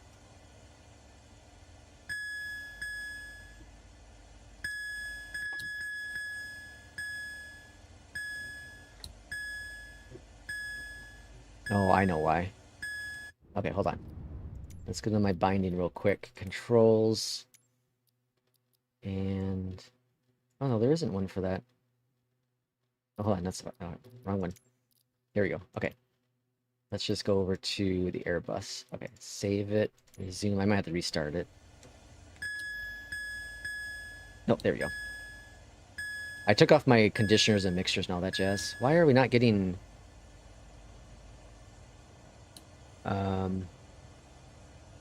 map here? It's kind of funky.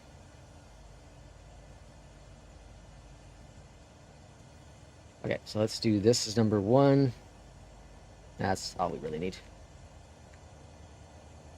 Let's see, no turboprop profile. I didn't see one. The default profiles are all crap. Alright, let me grab... P2 said they're all crap, so let me grab one from... Let me go to Moza.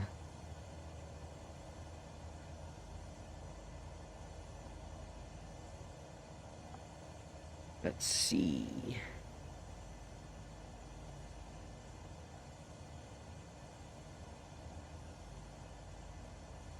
Airbus.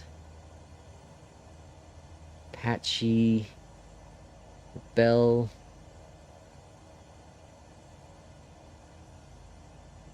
PT, do you have a Cessna profile?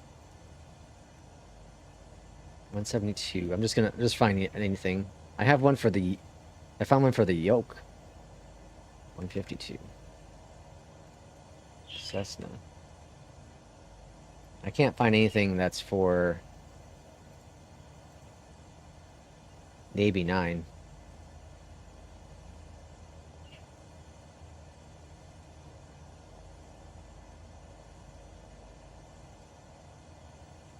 Looks like your stick is metal and mine is plastic. Yeah, that's another reason why I got this one here too. Okay, well I can't find any profile, so we'll just go with it. Why is my map not working? All right, parking brake is parking brake. This button here. All right, throttle up. Let's see how we do with no map for some weird reason.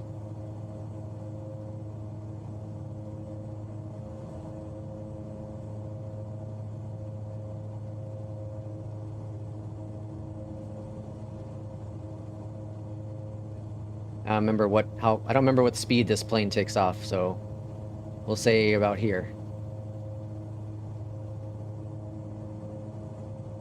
There's the map. Okay, looks like there's just like me a bug or something. A little bit of a crosswind. All right, let's go.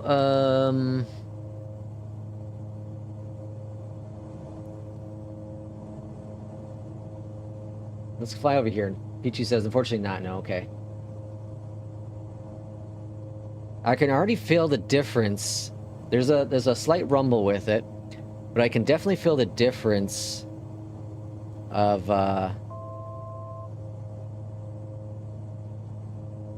you know, the Ursa Minor in this one. Again, a lot of that is because of just the travel. Just the travel itself.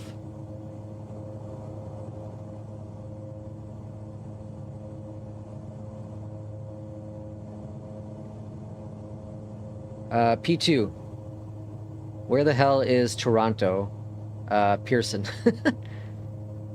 Is that ahead of us? Right? Isn't it like over here somewhere? It's not showing up on the map. Oh, it's right there. Alright, that's why. I found it. Yeah, I thought it was over here. That's Miss... What is that? Miss... Oh my god, I can't pronounce that. Missy... Missy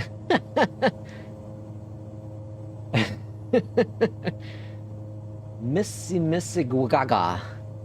Missy Gaga. Alright, the wind is coming from the south. Alright, trim is this guy here.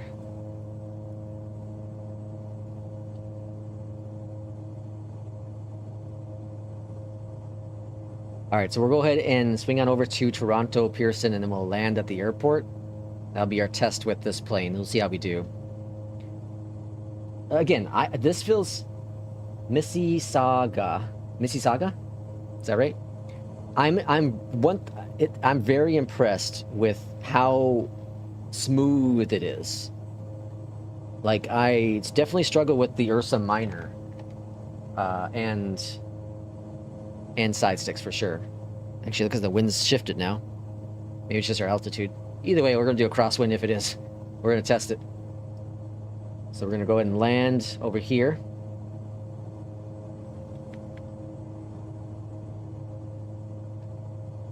Alright, let's stop or climb. Stall it. Should we test it? Let's try it. Let's try it.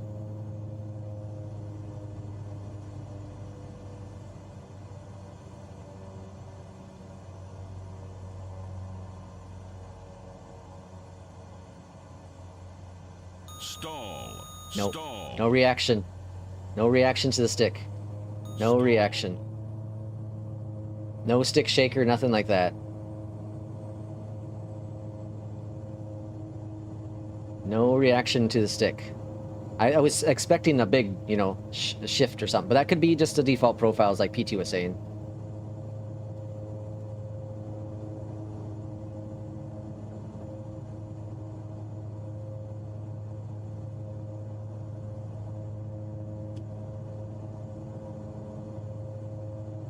But yeah, the crap preset. Where the hell's... Isn't there like a flap indicator? Oh, there it is. Flaps are up. Okay. I kind of want to test a Kodiak after this now, too. That was what I was going to pick, but I decided to not.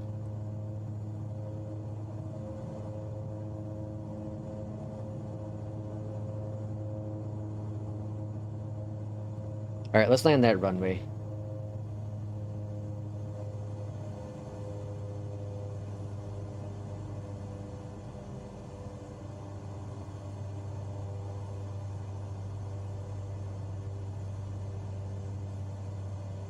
So I'm a little concerned though, because if there are so many crap presets, then there's not a lot of, at least on the Moza site, there's not a lot of presets to choose from. This thing's been out for a while. So does that just mean people aren't sharing? Does that mean it's not selling?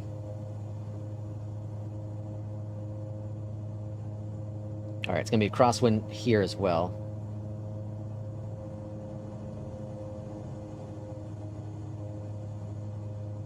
Let's see what we do. We're not going to have a landing rate, but we'll at least have an idea how this landing is.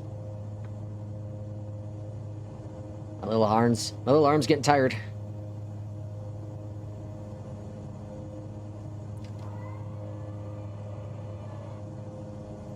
There are user-generated profiles on Moza. That's where I got the Boeing preset for you.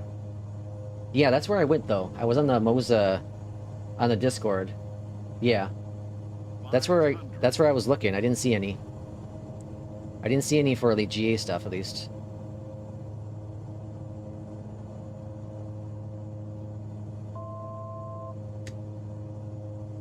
Coming in way too fast. Slow down. 300.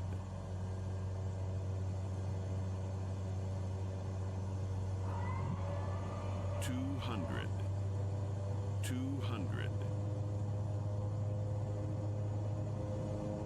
Alright, looking good. Steady. Again, I do feel, other than my arm kind of hurting, I feel like I'm controlling it very similar to the Alpha.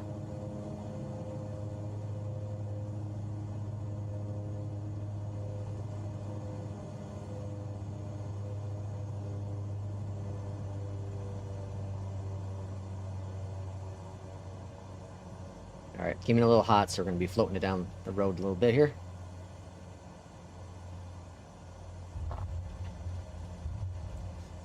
Alright, cool. So yeah, I felt the bump, you know, the bump in the landing there was really cool. I like that. I like the touchdown. Touchdown's really cool. Okay, let's, for the funs of it, let's go switch over to the Kodiak for a quick little tour somewhere. Alright, let's go to Kodiak. Oops.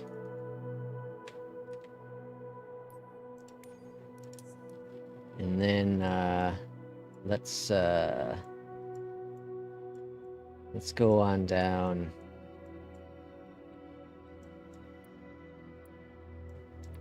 Let's go down to Cuba.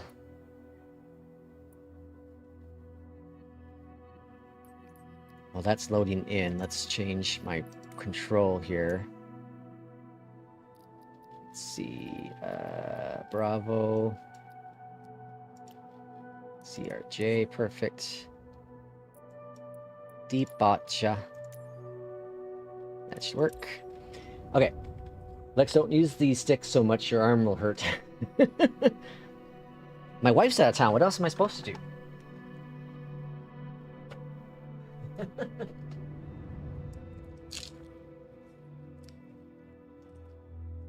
Now, the Kodiak is a bit to handle. It is a bit to handle, this little plane. Tons of fun, though. Okay.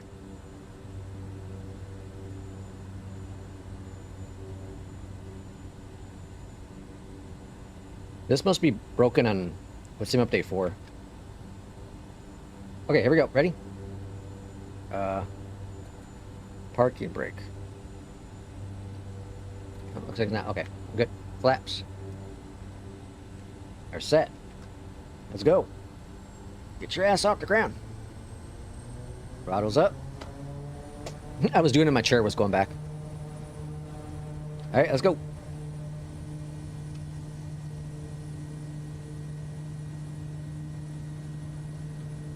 Jesus, it's windy everywhere. All right, this is an ultimate test.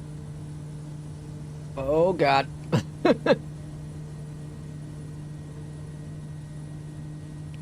right, that was different.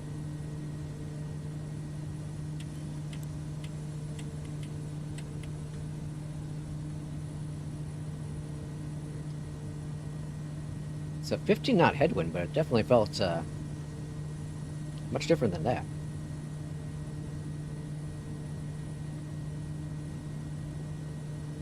Alright, the rudder trim is set over to the right. I don't have a key binding for that. Elevator.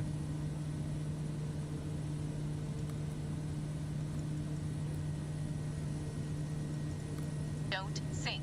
Don't sink. Don't sink. I see it, it's fine. Calm your ass down. Don't sink. Don't sink. Alright, looking good. Let's go and swing over to the left. Don't sink. Shut up. Alright, we'll just do like a 360 up here.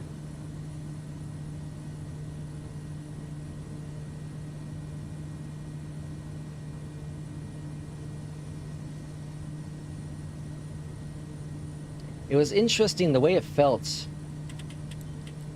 was very, very weird on departure. Like, there wasn't really much of a crosswind, but it really felt like there was. The plane was really crabbing on over. And it really wasn't wanting to get off the ground. Now, it could have been the trim wasn't set properly. It was, you know, responding on the runway, so there's that possibility, too. I'm not blaming it on Moza. It's probably pilot error. But the inputs I can give it is very nice. Very smooth. Freaking incredible smooth.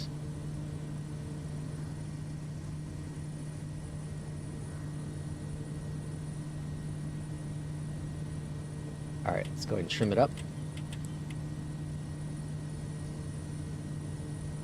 We gotta make our turn over to the left here shortly. Well, we don't need a whole runway. We gotta drop about 40 knots here for the arrival. We still got our flaps out.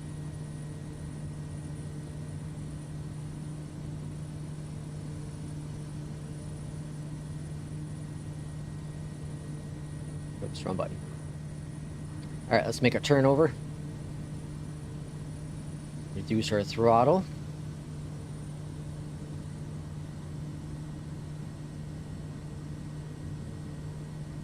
It feels freaking amazing with the rolls, man. The pitch and the rolls are really incredible. Really, really incredible. 500. I can literally dial in whatever I need to with the trim. Unlike with the Alpha, it's a bitch sometimes to dial in the trim. 500. I feel like I can actually do that with this plane, or with this side stick. I truly do think that. Is that the runway? That's not the runway. Where the hell's the runway? Oh, right there.